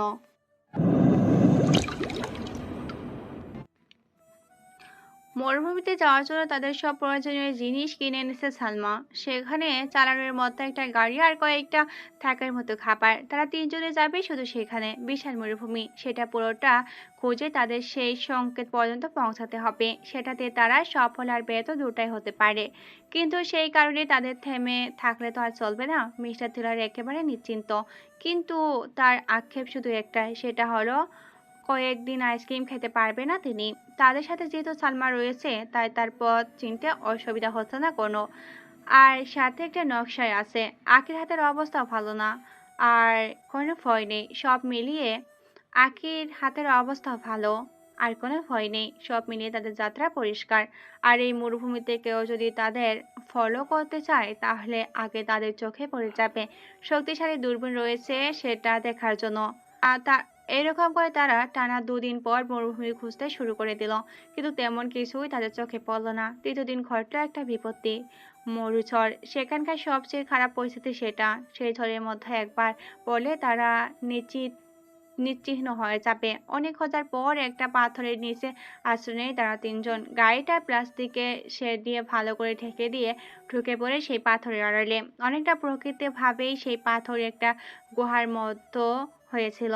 ঝড়ের পথ বিপরীত দিকে মুখ ছিল সেটার, তাই তারা 3 জন পুরো নিরাপদ। 2টা মেয়ে সাথে একটা ছেলে। ব্যাপারটা আসলেই গোলমেলে। মেয়েদের আবার হাজারো ঝামেলা, তার মধ্যে সবচেয়ে বেশি যেটা ভগন্তিত ফেলে, সেটা হলো তাদের প্রকৃতির ডাকে সাড়া দেওয়া। অনেক কষ্টে সবকিছু ম্যানেজ করে নেয় তারা। গুহামুখে গাড়িটা ঢাল হিসাবে রেখে দেয় যাতে বালি ভিতরে ঢুকতে না পারে। ঝড় শুরু হয়ে গেছে। এইদিকে অন্ধকার নেমে আসতে শুরু করে দিল। হাজার বুদ্ধিমতী হোক বা না কেন, তারা দুজনেই মেয়ে। তাদেরও ভয় আছে। দুজনের ঠিক মাঝখানে বসে আছে মিস্টার থিলার। খুব গম্ভীরভাবে চিন্তা করছে সেই ধাঁধার উত্তর খোঁজার জন্য। দুদিন যা যা দেখেছে সবকিছুর ভিতরে সেই সংকেত খুঁজে পড়েও পারেনি। সেই সংকেত চোখে পড়েও পড়েনি কিনা সেটা নিয়েই ভাবছিল। সেই সময় ডান হাত চাপ অনুভব করেছে। হাতের দিকে তাকিয়ে দেখে আঁখি শক্ত করে তার হাত ধরে রেখেছে। আঁখির মুখে তখনও ভয়। যথেষ্ট বুদ্ধিমতী এবং সুন্দরী সেই মেয়েটা সে কোনো পুরুষের নজরে পড়বে। যে কোনো পুরুষের নজরে পড়ে যাবে খুব সহজে। মিস্টার থিলারও মানুষ, তার অনুভূতি আছে, কিন্তু সে একজন গোয়েন্দা। সবকিছু কি করে এড়িয়ে যেতে হয় সেটা সে ভালো করে জানে। সে একবার শুধু আঁকির সেই সুন্দর মুখের দিকে তাকিয়ে একটা মুচকি হাসি দিয়ে ভাবতে বসে যায় আবার। কিন্তু ঠিক তখনই আবার বাম হাতে চাপ অনুভব করে। পাশে তাকিয়ে দেখে আগুনের আভা মুখে পড়া একটা পরী তার বাম হাত শক্ত করে ধরে চোখ বন্ধ করে আছে। বোঝা যাচ্ছে বেশ ভয় পেয়েছে। রূপে আঁখিকেও ছাড়িয়ে গেছে, বুদ্ধিও আছে মোটামুটি। আর সেই আধা মিশরীর আর আধা বাংলাদেশি রমণীর ধূর্ততাও জানে মিস্টার থিলার। বেশ হয়ে গেল। কিসের কি? মিস্টার থিলার একটু ভাবতে যাবে তার আগে সেই সুন্দরী এইরকম হাব ভাব তার মোটেও পছন্দ হলো না। ঠটকা মেরে হাত দুটা সরিয়ে নিয়ে এক পাশে গিয়ে সরে বসল। তখন আঁকি আর সালমা দুজনেই পাশাপাশি বসা। দুজন দুজনের মুখের দিকে একবার তাকিয়ে পিছনে ফিরে বসল। এরকম করে কেটে যায় কিছু মুহূর্ত। সালমা ঘুমিয়ে পড়েছে এক হাত কাত করে। আঁকি তখনও জেগে আছে, এক নজরে তাকিয়ে আছে মিস্টার থিলারের মুখের দিকে। গভীর মনোযোগ দিয়ে কিছু ভেবেই যাচ্ছে সে। হঠাৎ করে তার মুখ উজ্জ্বল হয়ে ওঠে। আগুনের দিকে বাড়িয়ে ধরে সেই নকশা। সেদিকে তাকিয়ে মুখ দিয়ে অস্পষ্ট সরে বেরিয়ে আসে, পেয়ে গেছি শব্দটা। সাথে সাথে আঁকির চোখ মুখও হাসির রেখা খেলা যায়। সাথে তার মনে একটা শয়তানি বুদ্ধি আছে। মিস্টার থিলার তখনও সেই কাগজ দেখায় ব্যস্ত। সালমাও অন্যদিকে মুখ করে ঘুমিয়ে পড়েছে। সেই সুযোগে আঁকি ধীরে ধীরে এগিয়ে যেতে থাকে মিস্টার থিলারের দিকে। কিছুতেই সে নিজেকে নিয়ন্ত্রণ করতে পারছে না। এইদিকে বাহিরে তীব্র বেগে হচ্ছে মরুঝড়। হঠাৎ করে আঁখি ঝাঁপিয়ে পড়ে মিস্টার থিলারের ঠোঁটের উপর। নিজের ঠোঁট ছড়া একত্রিত করে দেয় মিস্টার থিলারের ঠোঁটের সাথে। ঘটনা আকস্মিকতায় মিস্টার থিলার হতভম্ব হয়ে গেছে। কোনো রকম প্রতিক্রিয়া করে না সে। হঠাৎ করে আঁকি মিস্টার থিলারকে ছেড়ে দিয়ে দূরে সরে দেয়। লজ্জায় লাল হয়ে যায় আঁখির মুখ। বিনতি স্বরে কণ্ঠ খাতে নেমে এড়ে বলে, আমি সত্যিই নিজেকে কন্ট্রোল করতে পারিনি। আমি আমি আসলে তার কথা শেষ হওয়ার আগেই মিস্টার থিলার আঁখির কোমরে হাত দিয়ে নিজের কাছে টেনে নেয়। আর আবার আগের অবস্থায় ফিরে যায়। এইবার আঁখি হতভম্ব হয়ে গেছে। যে মিস্টার থিলার যে সেই রকম কিছু করতে পারে সেটা সে স্বপ্নেও ভাবতে পারেনি। পরদিন খুব সকাল সকাল উঠে গেল তারা। গুহা মুখের সামনে গাড়ির ভিতরে বালু ঢুকে গিয়েছিল। সেগুলো পরিষ্কার করতে করতে তাদের জীবন বেরিয়ে গেল। সেখান থেকে তারা পেট ভরে খেয়ে দিয়ে বেরিয়ে পড়ে। মিস্টার থিলার সালমাকে নির্দেশ দেয় যাতে সামনে আর না এগোয়। তার বদলে তারা পিছনের দিকে যাচ্ছে। সেই দিকে থেকে তারা এসেছিল। পিছনে তারা একটা পাহাড় দেখেছিল, কিন্তু সেটা শুধু পাথরের দেওয়াল ছাড়া কিছুই ছিল না। দেখে সেটাকে বেশি গুরুত্ব সহকারে নেয়নি কেউ। কিন্তু মিস্টার থিলার সেই দিকে গাড়ি নিয়ে যেতে থাকে। হঠাৎ করে মিস্টার থিলার গাড়ি থামানোর নির্দেশনা দেয়। সালমা গাড়ি থামিয়ে দেয়। দূরবীন নিয়ে নেমে পড়ে মিস্টার থিলার। সেটা চোখে ধরে আশেপাশে কিছুক্ষণ দেখে। তারপর সেটা সালমার কাছে দেয়। সালমাকে জিজ্ঞাসা করে সে কিছু দেখতে পাচ্ছে কিনা। আর আঁখিকে সে ধাঁধাটা আবার পড়তে বলে। আঁখির মুখস্থ ছিল সেটা। সে জোরে জোরে পড়ে। মরুভূমি থেকে উত্তর পশ্চিমে যেখানে সূর্য ডুবে যাবে সেখানেই পাহারায় রয়েছে নির্মম দানব। তার থেকে 3 কদম দূরে রয়েছে আরও 3 প্রহরী। তাদের হাত থেকে মুক্তি পেয়ে যে আমাকে খুঁজে পাবে সেই অভিশপ্ত হয়ে মারা যাবে। মিস্টার থিলার হাসি মুখে তাদের দিকে তাকিয়ে বলল, ধাঁধার সমাধান খুব সহজ। শুরু থেকে সেটার সমাধান করা যাক তাহলে। ইতিহাস বলে রানীর সুইস্তান ছিল একজন প্রচুর বুদ্ধিমতী রানী। অনেক বুদ্ধি করে সে তার সমাধি বানিয়েছে এই জায়গা, আর ধাঁধা হলো সেটার প্রমাণ। ধাঁধার প্রথম অংশে বলা হয়েছে মরুভূমি থেকে উত্তর পশ্চিমে যেখানে সূর্য ডুববে। এখানে আমরা মরুভূমির ঠিক উত্তর পশ্চিমে দাঁড়িয়ে আছি। সূর্য ডুবতে অনেক দেরি আছে। বাকিটা সূর্য ডুবে যাওয়ার পর প্রমাণ করে দিব। তার আগে বলে নেই, সেই নির্মম দানব দ্বারা আসলে রানী এই পাহাড়কে বুঝিয়েছেন। কারণ পাহাড় ধ্বংসের অনেক মানুষের মৃত্যু হতো। কারণ পাহাড় ধ্বংসে অনেক মানুষের মৃত্যু হতো প্রাচীনকালে। মানে প্রাচীন মিশরে এরকম অনেক দৃষ্টান্ত আছে। সেই জন্য রানী এই পাহাড়কে নির্মম দানব বলে উল্লেখ করেছেন। এটুকু হলো ধাঁধার আসল অংশ। পরের অংশ রানী মানুষকে বিভ্রান্ত করার জন্য লিখেছেন ৩ কদম দূরে রয়েছে আরো ৩ প্রহরী। আসলে সেটা বলতে কি বুঝিয়েছে সেটা সূর্য ডুবে যাওয়ার পরেই বোঝা যাবে। আর তারপরে সে জায়গা আমরা খুঁজে পাবো। কিন্তু এতটুকু নিশ্চিত এটাই সে জায়গা। প্রথমে আমি মনে করেছিলাম সেই পিরামিড মাটির নিচে থাকতে পারে বা এমন কোনো চেম্বারে আছে, কিন্তু সেই রকম কিছুই নয়। এই পাহাড়ের কোথাও লুকিয়ে আছে কোটি কোটি ডলারের গুপ্তধন। এতক্ষণ চোখ বড় বড় করে সেদিকে তাকিয়েছিল বাকি দুজন। প্রথমে মুখ খোলা রাখি। এতক্ষণ আমরা তাহলে কি করব? তার চেয়ে পাহাড়ের আশেপাশে খুঁজে দেখতে পারি আমরা। কিছু হাতে লাগলেও লাগতে পারে আমাদের, আর সময়ও বেঁচে যাবে। আপনার বুদ্ধি রানী ঋষু স্থানের থেকেও বেশি নয়। সে এত কিছু করেছে, তার মানে এটা নিশ্চিত তার সমাধি খুঁজে পাওয়া সহজ নয়। সেখানে কোথায় কোন বিপদ লুকিয়ে আছে সেটা না জেনে সেখানে যাওয়া বোকামি। পুরোপুরি সঠিক জায়গা না জেনে গেলে বিপদে পড়তে পারি আমরা, এমনকি মারাও যেতে পারি। মনে নেই দাদার পরের অংশে লেখা আছে, যারা পথ খুঁজে পাবে তারাই অভিশপ্ত হয়ে মারা যাবে। সেটার অর্থ কোনো ফাটরা তো থাকতে পারে সেখানে। তাই পুরো সতর্ক থাকতে হবে আমাদের। বলে উঠল সালমা। তার কথা শুনে মিস্টার থিলার একটু চমকালো, কারণ তার কথাতে যুক্তি আছে। এইরকম করে সে নিজেও ভাবেনি কখনো।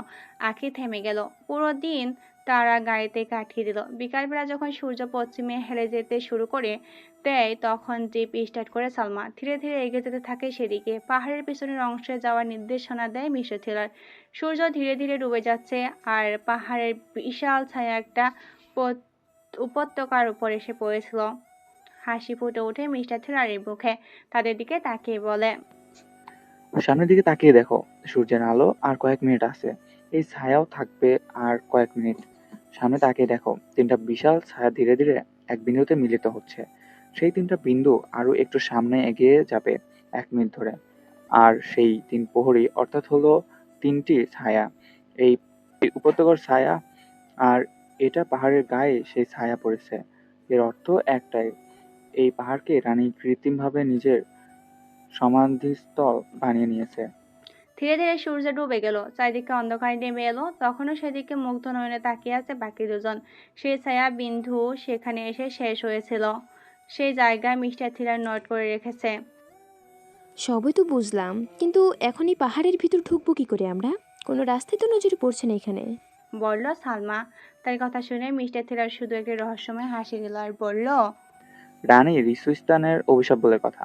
এত তাড়াতাড়ি কি সেটা খুঁজে পাওয়া আজও সম্ভব? একটা বিশাল পাহাড় পাথরের তৈরি, কিন্তু সেটা আসলে কোনো পাহাড় নয়। সেটা হলো একটা পিরামিড। এখন মিস্টার থিলার বুঝে গেছে সেটা প্রকৃতভাবে তৈরি হয়নি। সেটা তৈরি করেছে প্রাচীন বুদ্ধিমতী রানী রি সুয়েস্তান। এখন ভিতরে কি করে ঢুকবে সেটাই তারা চিন্তা করে যাচ্ছে।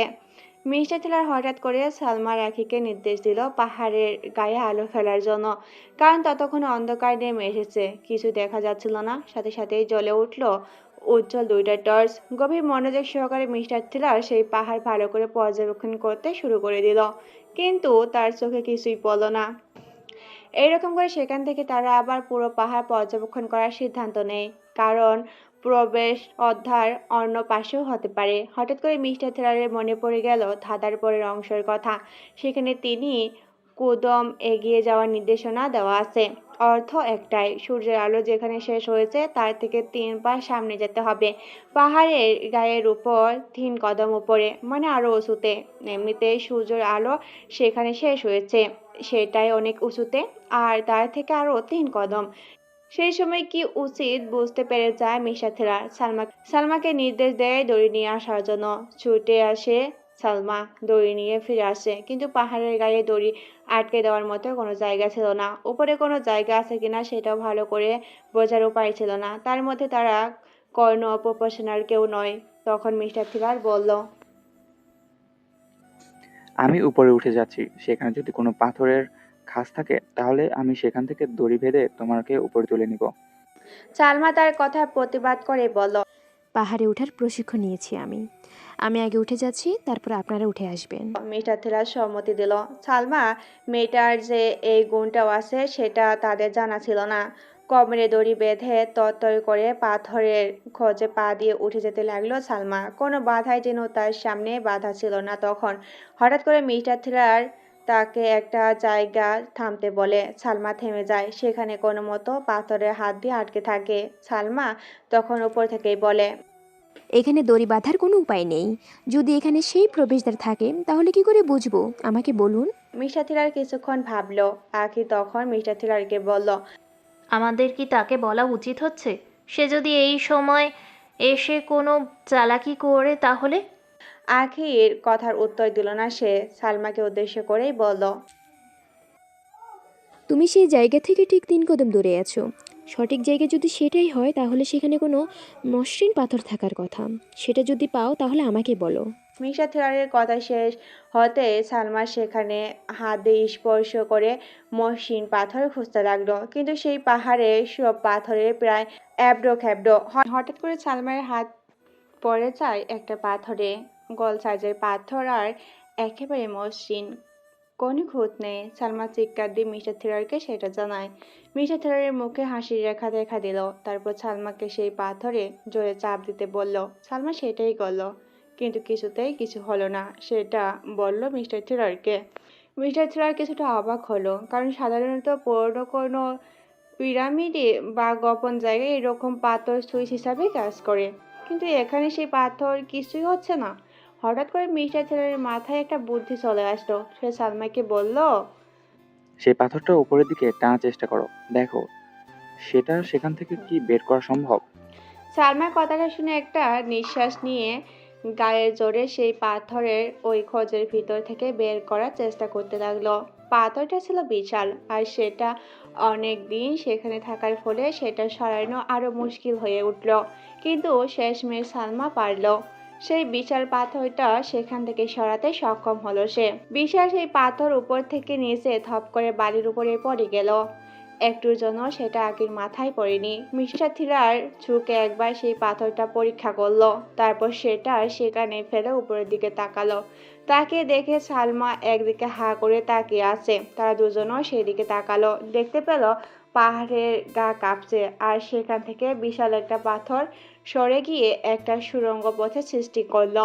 মিস্টার থিলার খুব একটা বেশি অবাক হলো না, কারণ সেই রকম কিছু আশাই করেছিল। আর হলো তাই। সালমা সেই জায়গার দিকে ধীরে ধীরে এগিয়ে গেল আর সেই সুড়ঙ্গের ভিতরে ঢুকে পড়ল। তারপর ওপর থেকে একটা দড়ি ফেলে দিল। মিস্টার থিলার সেই দড়ি বেয়ে আগে উপরে উঠে গেল। তারপর আখিকে টেনে তুললো সেখানে। বিশাল একটা সুড়ঙ্গ পথ রয়েছে তাদের সামনে। মিস্টার থিলার তাদের দুজনকে সাবধান করে দিল দেখে শুনে পা ফেলতে, কারণ পুরনো এইসব জায়গায় নানান রকম ফাঁদ পাতা থাকে, আর একটা ভুল পদক্ষেপে তাদের জীবনের বিনিময়ে শোধ করতে হতে পারে। সামনের একটা বিশাল রাস্তা, তার এই পাশে দেখা যাচ্ছে একটা দরজা। সেখান থেকে হেঁটে দরজা পর্যন্ত পৌঁছাতে হবে তাদের। আগে কিছু না ভেবে যেই সামনে পা বাড়াতে যাবেই সাথে সাথে মিস্টার থিলার আটকে দেয় তাকে। চমকে ওঠে আঁখি। সে কিছু জিজ্ঞাসা করতে যাবে, তার আগে মিস্টার থিলার পায়ের উপর পা পড়ে একটা পাথর নিয়ে সামনের রাস্তায় ছুড়ে দেয়। সেই পাথর মাটিতে পড়ার সাথে সাথেই মাটি ফুঁড়ে বেরিয়ে আসছে একটা তীক্ষ্ণ বর্ষণ ফল। পাথরের জায়গা যদি সেখানে কোনো মানুষ পড়তো তাহলে সেটা মানুষের শরীর ভেদ করে চলে যেত। আকি সেটা দেখে প্রচন্ড ভয় পেয়ে যায়। মিস্টার থিলার কিছুক্ষণ সেখানে বসে ভাবলো। তারপর মাটিতে টর্চের আলো ফেলে দেখলো সেখানে বেশ কিছু জিনিস লেখা আছে। আরবিশের মূর্তির ছবির সাথে নির্মম প্রহরী স্ফলিং ছবি অঙ্কন করা আছে। সেগুলো দেখে মিস্টার থিলার কিছু বুঝতেই পারলো না। সালমা আর্কিওলজি নিয়ে পড়াশোনা করেও সেই সবের কিছু বুঝে উঠতে পারেনি।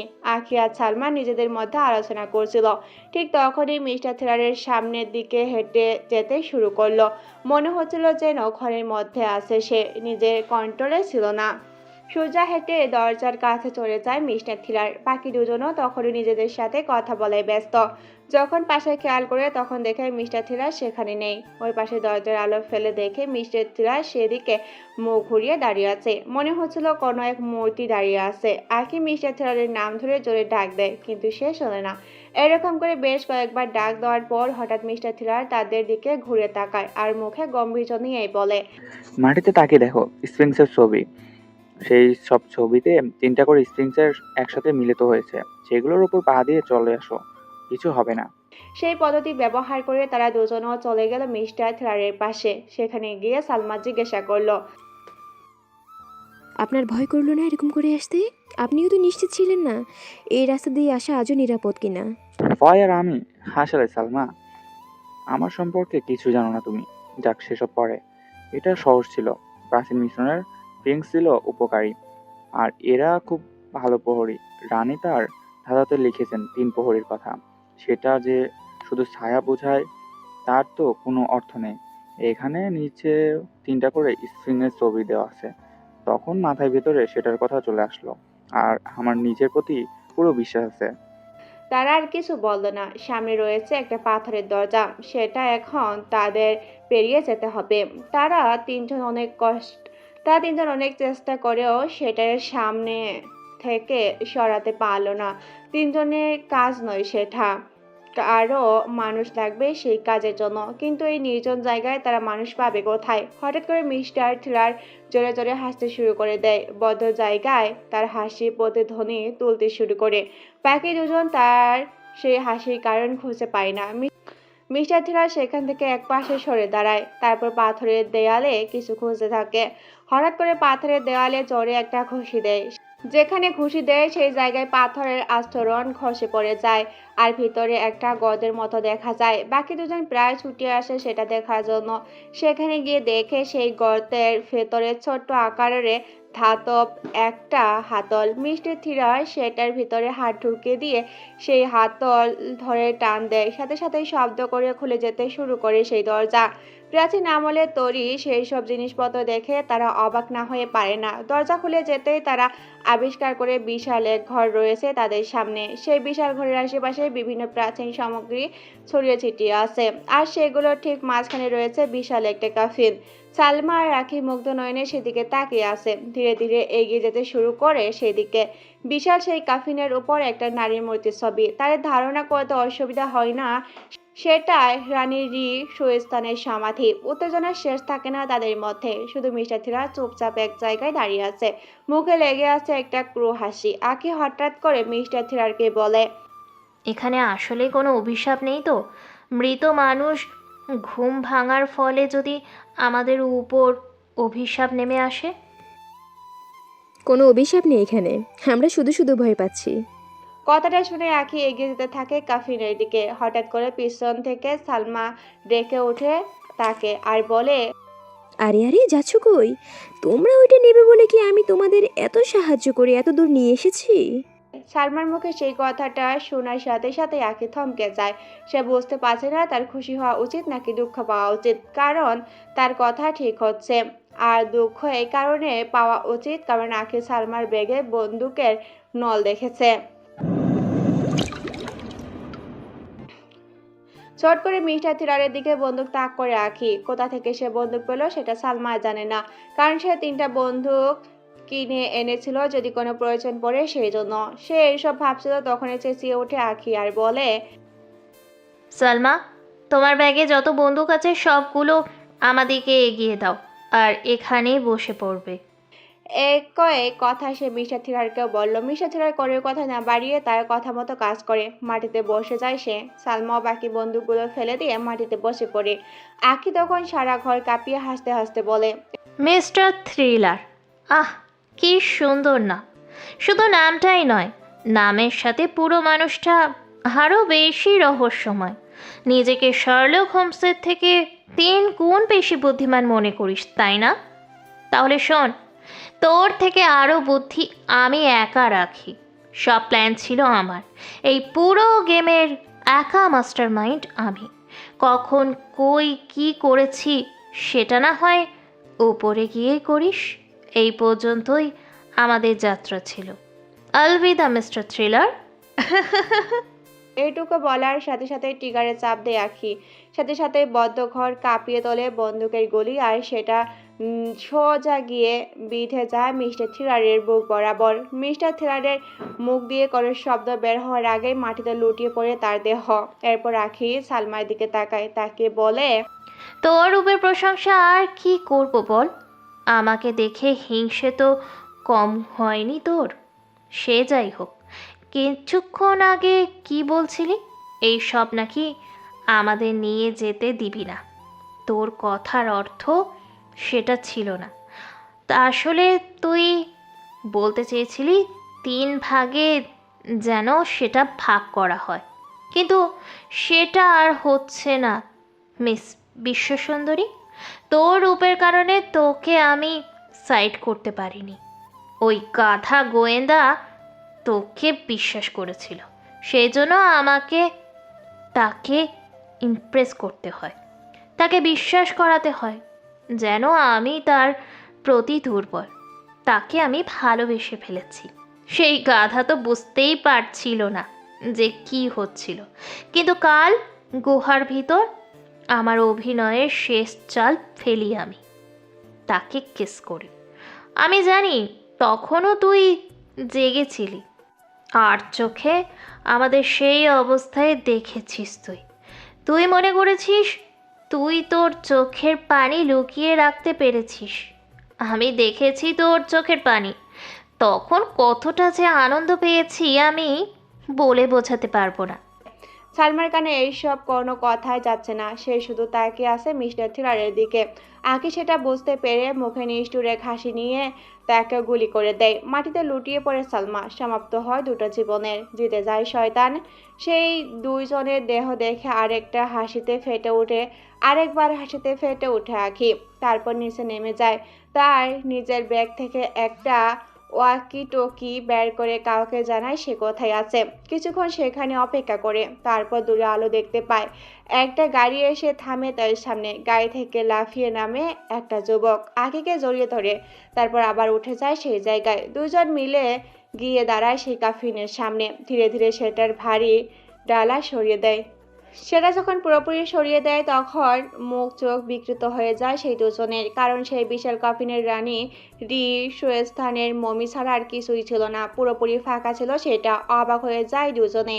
আবার পুরো ঘর ভালো করে খুঁজে দেখে, কিন্তু একটা সোনার মোহরও খুঁজে পায় না। যখন তারা হতাশ হয়ে সেই মমের দিকে তাকিয়ে আছে, তখনই হঠাৎ করে ঘর কাঁপিয়ে হেসে ওঠে কেউ একজন। চমকে ওঠে তারা দুজন। পিছনে তাকে দেখে একটা বিশাল মাটির কলসির উপর বসে আছে কেউ একজন। মাথায় ছিল তার একটা হ্যাট, যেটা দিয়ে মুখ ঢাকা ছিল, আর হাতে একটা গোলাপ ফুল। সেটা কিছুক্ষণ পরপর নাকের কাছে নিয়ে সেটার সুবাস নিজের ভিতরে নিয়ে নিচ্ছে। আগের বুঝতে বাকি থাকে না সেটা কে ছিল। যাকে একটু আগে গাধা গোয়েন্দা বলে গালি দিয়ে গুলি করেছিল, সে এখন পুরো জীবিত হয়ে হাতে গোলাপ ফুল নিয়ে বসে আছে। এক মুহূর্তের জন্য ভাবলো হয়তো সেটা মিস্টার থ্রিলারের ভূত, কিন্তু সে কল্পনাকে মিথ্যা প্রমাণিত করে দিয়ে তার পাশে গিয়ে দাঁড়ালো সালমা, আর তার মুখে হাসি। আখির পাশে থাকা যুবক তার মুখের দিকে তাকালো। আখি নিজেও অবাক হয়ে গেছে। সে আর তাকে কি বলবে। হঠাৎ করে মুখ খুলল মিস্টার থ্রিলার। তারপর বলল, মিস্টার আশিকুদ্দিন, তাহলে এটা তুমি আমার কাছ থেকে লাথি খেয়ে এখানে এসেছো প্রতিশোধ নিতে। সেদিনের কথা খুব মনে পড়ে গেল আশিক। আমার পায়ে পড়ে একটা কেস সমাধান করতে চেয়েছিলে, কিন্তু আমি তো আগেই বলেছি গরিবের জন্য আমি কেন, আমার কুকুরও কাজ করে না। প্রথমবারের মতো সেই যুবকটা মুখ খুলল আর বলল, যাক, তাহলে চিনতে পেরেছিস আমাকে। আলাদা করে পরিচয় দিতে হচ্ছে না ভেবে খুশি হলাম। আর হ্যাঁ, আরেকটা কথা, তোর এই অহংকার একদিন তোকে ধ্বংস করে দিবে। সেদিন আমি তোর কাছে গিয়েছিলাম একটা কেস নিয়ে, কিন্তু তুই কি করলি? যথেষ্ট টাকা দিতে পারিনি দেখে আমাকে তাড়িয়ে দিলি। তোর কারণে ওরা আমার বোনকে, আমার মাকে মেরে ফেললো। আমার কোনো ইচ্ছে ছিল না প্রতিশোধ নেওয়ার, কিন্তু সুযোগ যখন হাতে আসলো তখন সেটা আর ছেড়ে দেওয়া যায়? এটুকু বলে মাটি থেকে একটা পিস্তল তুলে তাক করে মিস্টার থ্রিলারের দিকে। সেটা দেখে হেসে ওঠে মিস্টার থ্রিলার আর বলে, লাভ নেই, সবকটা বন্দুক নকল। ভুলে যেও না আশিক, তুমি দাঁড়িয়ে আছো মিস্টার থ্রিলারের সামনে। সে কখনো কাছাকাছি করে না। আর কি বললে? আমার অহংকার একদিন আমাকে ধ্বংস করে দিবে?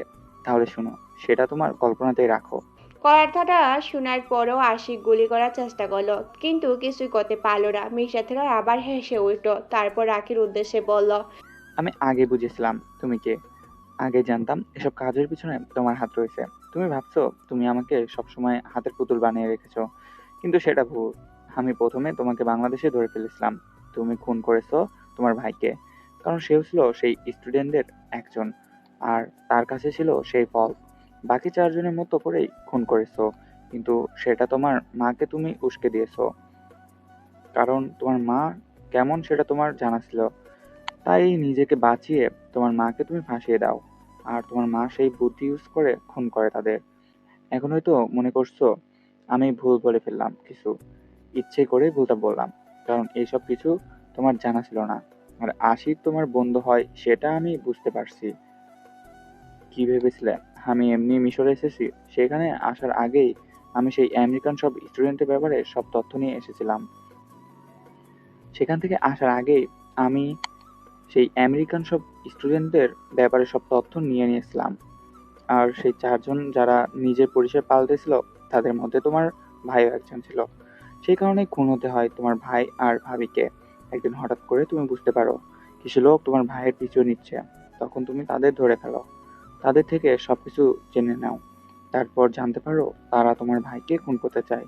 সুযোগ তো তুমি হাতছাড়া করলে না, খুন করে দিলে তোমার ভাইকে। তাদের সাথে হাত মিলিয়ে চলতে শুরু করলে। আর সেই আর এই অবস্থায় আশিককে সাথে নিলে। তোমার বাড়িতে গিয়ে সেই দুদিনের মধ্যে সব জেনে গেছিলাম, আর ইচ্ছে করেই তোমাকে সহকারী বানাতে রাজি হয়ে যায়। আর তুমি পেয়ে যাও আর একটা সুযোগ। আমার বুদ্ধি কি? আমার বুদ্ধি ব্যবহার করে করতে শুরু করে দাও সব কাজ। পুলিশের কাছে সেই লোকগুলো খবর দিয়ে দাও তোমার পুলিশের কাছে সেই লোকগুলোর খবর দিয়ে দাও তোমারই। আর তাদের সবাইকে পুলিশ গ্রেপ্তার করে। তখন শুধু থেকে যাও তুমি তখন শুধু থেকে যাও তোমরা। তোমাদের হাতে রয়েছে গুপ্তধনের নকশা, কিন্তু সেটা ভালো করে খুঁজে বের করতে তোমরা কিছুই পারবে না, সেটা তোমরা জানতে। আর সবকিছু কেন্দ্রবিন্দু যেহেতু আমি ছিলাম, সেহেতু এর পরের প্ল্যান শুরু করলো আশিক। মিশাতেরার কথা শেষ করতে আশিক বলল, আমি স্বীকার করতে বাধ্য তোর বুদ্ধি কতটা, তাই খুলে বলছি সব। আখি আমার বন্ধু। যখন জানতে পারি অনেক টাকা রাখছে আমাদের, তখন থেকে শুরু হয় প্ল্যান। যে দল আকির ভাইকে মারতে চাইছিল তাদের দলে এক হয়ে যাই আমি। তারা অনেক দিন থেকেই পিছে পড়ে রয়েছে সেই গুপ্তধনের, কিন্তু তার জন্য প্রয়োজন ছিল এই কিন্তু তার জন্য প্রয়োজন ছিল সেই ফলক। তাই সে ফলকগুলো কি লেখা আছে সব কিছু জেনে সেই ফলকের মতোই নকল ফলক বানিয়ে নিজের কাছে রেখে দেই। যখন জানতে পারি আকির সাথে তুই মিশনে আসছিস, তখন সেটা দলের কিছু কুকর্ম পুলিশের কাছে ফাঁস করে দেয়। তারা জেনে যাওয়ার আগে আসল ফলক নষ্ট করে দেয়। আর সেই ফলকগুলোর কপি তো ছিলই আমার কাছে। আর তোর মাথায় গুপ্তধনের চিন্তা ঢুকিয়ে দেয়। সেটা খোঁজার জন্য মরিয়া হয়ে উঠিস তুই, আর সেটা খুঁজেও পেয়ে যাস। কিন্তু এখানে কিছুই নেই। আর হ্যাঁ, সেই নকল ফলক আমি পাঠিয়েছি সেই নকল ফলক আমি পাঠিয়ে দিয়েছিলাম তোর কাছে, যাতে সেখান থেকে সেই জায়গায় খুঁজে বের করতে পারিস।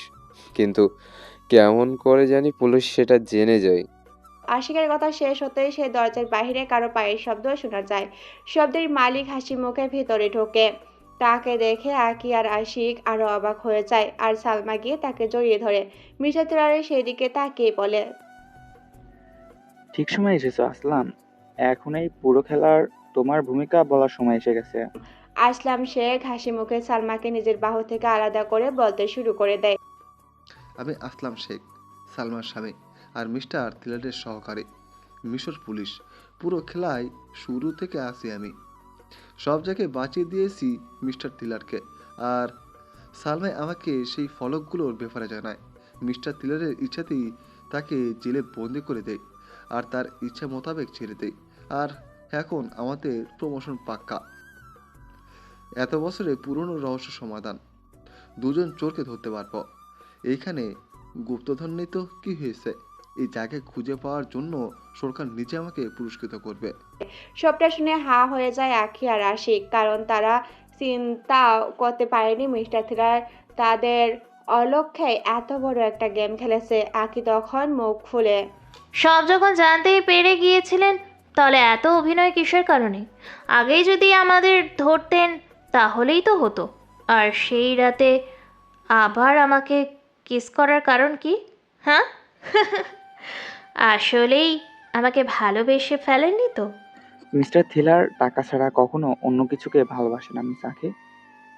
আপনার ভালোবাসার অভিনয় দেখে সত্যি আমি মুগ্ধ ছিলাম। সেই সাথে আমার জন্য গুলি খাওয়া অসাধারণ পারফরমেন্স সেই রাতে। সেটার জন্য একটা ছোট্ট উপহার তো আমাকে দিতেই হতো। আপনি আমাকে কাবু করে আমার থেকে সেই জায়গা কোথায় সেটা জানতে চেয়েছিলেন, কিন্তু সেটা তো আর আমি করতে পারি না। তাই উল্টো আপনাকে কাবু করে ফেললাম। আপনার পারফরমেন্সের প্রশংসা না করে সত্যিই আর পারছি না আমি।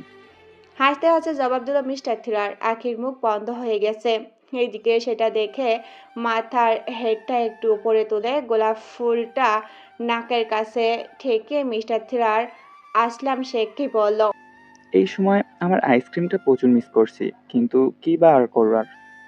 আর হ্যাঁ আখি, সব জানতে পেরেছিলাম ঠিকই, কিন্তু এটা তো জানতে পারিনি মিশরে এত রহস্য আছে। রানী রিসুস্তান আর তার গুপ্তধন যে খোঁজার বাকি ছিল, তাই আমাকেও সমান তালে একটু অভিনয় করে যেতে হয়েছে। আর তুমি প্রফেসর ইউনুসের ওখানে সেই প্রাচীন মিশরের লেখাগুলো পড়তে পারছিলে, দেখে বুঝে যায় এই বিষয়ে তুমি অনেক কিছু জানো। তাই ইচ্ছে করে তোমার জালে ফেঁসে যায়। আমার সহকারী শুরু থেকেই ছিল সালমা আর তার স্বামী, আর তাদের মেয়াদও শেষ। তাদের প্রাপ্য হলো এই জায়গা খুঁজে বের করে তাদের প্রাপ্য হলো এই জায়গা খুঁজে বের করার ক্রেডিট তাদের। আর আসলাম পাবে তোমাদের ধরার প্রমোশন, আর আমি পাবো ইন্সপেক্টর জামাল আহমেদ থেকে টাকা। পুরো কেসের সমাপ্তি। তুমি অনেক বুদ্ধিমতী মেয়ে আঁখি। এসবের পিছনে না পড়ে যদি আমার মতো হতে পারতে, তাহলে অনেক টাকা ইনকাম করতে পারতে। কিন্তু আফসোস, এখন জেলে যেতে হবে তোমাকে। হঠাৎ করে আশিক প্রশ্ন করলো। এখানে যে গুপ্তধন নেই সেটা তুই আগে থেকেই জানিস, তাই না? তার কথা শুনে আবারও হো হো করে হাসতে লাগলো মিস্টার থ্রিলার। তারপর বলল, ইতিহাসের রহস্যকে রহস্য হিসেবে রাখাই ভালো। রানীর মনে কি ছিল সেটা একমাত্র সেই জানে, কিন্তু তার অভিশাপ সত্য হলো মানতেই হবে। তার কারণে ধরা পড়লো তোমরা। মির্জা থ্রিলারের কথা শুনে আশিক আখির হাত ধরে পালাতে লাগলো। সেই জায়গা থেকে এক দৌড়ে চোখের দৃষ্টি বাইরে চলে গেল। নীরব দর্শক হয়ে তাকিয়ে থাকলো বাকি তিনজন। আসলাম সাহেব কিছুক্ষণ পর ছুটে বাইরে চলে গেল। কিছুক্ষণ পর ফিরে এসে হাসি মুখেই বলল, রানী রিসুইস্তানি তাদের ধরেছে, কিন্তু আশিক পালিয়ে গেছে। এইটুকুই বলেই আবার বাইরে চলে যায় আসলাম। তখন ঘরের মধ্যে শুধু সালমা আর মিস্টার থ্রিলার। হঠাৎ করে সালমা মিস্টার থ্রিলারকে জড়িয়ে ধরে আর তার ঠোঁটে নিজের ঠোঁট মিশিয়ে দেয়। বেশ কিছুক্ষণ সেই অবস্থায় থাকার পর নিজেকে ছাড়িয়ে নিয়ে একবার হাসি মুখে তাকায় মিস্টার থ্রিলারের দিকে। মিস্টার থ্রিলার বুঝতে পারে কাল রাতে সালমার চোখের পানির মূল্য আজকে সে নিজেই পূরণ করে নিল। ইন্সপেক্টর জামাল আহমেদ বসে আছে মিস্টার থ্রিলারের সেই ঘরে। হাজারো প্রশ্ন তার মনে উকি দিচ্ছে। অবশেষে থাকতে না পেরে জিজ্ঞাসা করে বসল, আচ্ছা, রানরির সুই-সন্তান আকিককে ধরল কি করে? অভিশাপ কথাটা উচ্চারণ করে এক চামচ আইসক্রিম মুখে দিয়ে বলতে শুরু করে মিস্টার থ্রার। রানী রিসুস্টান ছিল অনেক বুদ্ধিমতী। সে তার সমাধির বাহিরে বেশ কিছু জায়গায় চোরা বালির ফাঁদ তৈরি করে দিয়েছিল, কিন্তু কালের বিবর্তনে তার প্রায় সব করে নষ্ট হয়ে যায়। কিন্তু একটা তখনও ছিল বাহিরে। আর পালানোর সময় আঁকি সেখানে পড়ে যায়। তাকে ওঠানোর আর কোনো চেষ্টা করে না আশিক, তাই সে পালিয়ে যায়। গম্ভীর হয়ে মাথা কাত করে জামাল আহমেদ। তার পাশে রয়েছে কনস্টেবল হারুন। হারুন মিস্টার থ্রিলারকে প্রশ্ন করে, তাহলে সব খেলা শুরু থেকে আপনার হাতেই ছিল? আর আশিকের সাথে আপনার কি সম্পর্ক? সবটা আপ- সবটা আপনাদের না জানলেও চলবে মিস্টার হারুন। অপরাধী এখন জেলে, আর আমার টাকা আমি পেয়ে গেছি। এখন আপনারা যেতে পারেন। এখানে আর আপনাদের কাজ নেই। গম্ভীর কণ্ঠে জবাব দিল মিস্টার থ্রিলার। হঠাৎ করে ঘরের এক কোণে বিশাল একটা মসৃণ পাথর নজরে পড়ল ইন্সপেক্টর জামালের। মিস্টার থ্রিলারকে জিজ্ঞাসা করতেই সে বলল, 1000 বছর পুরনো ইতিহাসের চাবি ওটা। সেই গুহাপথ বের করতে যে পাথর সরিয়ে দেওয়া হয়েছিল সেই পাথর। এত বছর পুরনো একটা পাথর, আর দেখতে এত মসৃণ, সেই জন্য সাথে করে নিয়ে এসেছি। ইন্সপেক্টর জামাল আর কোনো কথা না বলে বেরিয়ে যাওয়ার জন্য উঠে পড়ল। দরজা পর্যন্ত পৌঁছাতে আবার মিস্টার থ্রিলারের দিকে তাকিয়ে পড়ল। লাস্ট একটা প্রশ্ন, মিস্টার থ্রিলার, আপনার থেকেও রহস্যময় আপনার নাম, নাকি এর পুরো অর্থ নাইমুল ইসলাম?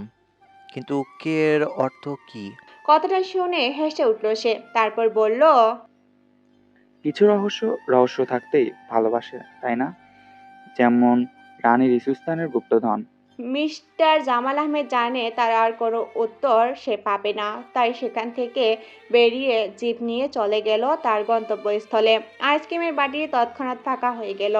সেটা টেবিলে রেখে সেই পাথরের কাছে এগিয়ে যায় মিস্টার থ্রিলার। সাবধানে সেই পাথরের মুখ ঘুরিয়ে দেয়, আর তখন নজরে আসে পাথরের সাথে লাগানো সূক্ষ্ম একটা গোপন পথ। সেদিকে তাকে মুচকি হাসল মিস্টার থ্রিলার। যেই গুপ্তধনের জন্য এত কিছু, সেটা যে একটা পাথরের মধ্যে থাকতে পারে সেটা কোনোদিনও কেউ ভাবতেই পারেনি। কিন্তু মিস্টার থ্রিলার সেটা বুঝতে পেরেছে।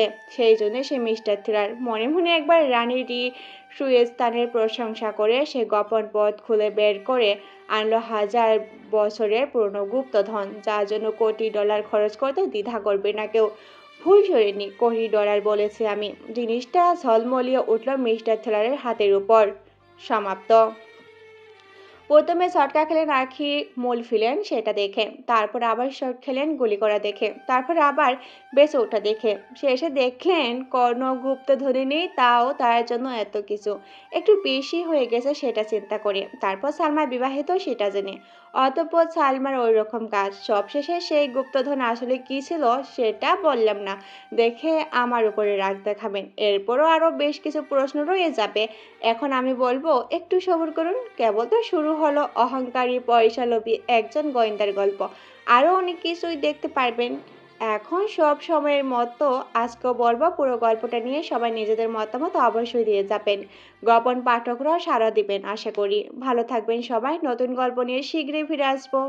ধন্যবাদ। গল্পটি যদি ভালো লেগে থাকে তাহলে অবশ্যই একটি লাইক এবং শেয়ার করে দেবেন। গল্পটি কেমন হয়েছে এবং আপনাদের কীরকম গল্প পছন্দ কমেন্ট করে জানিয়ে দেবেন। ধন্যবাদ।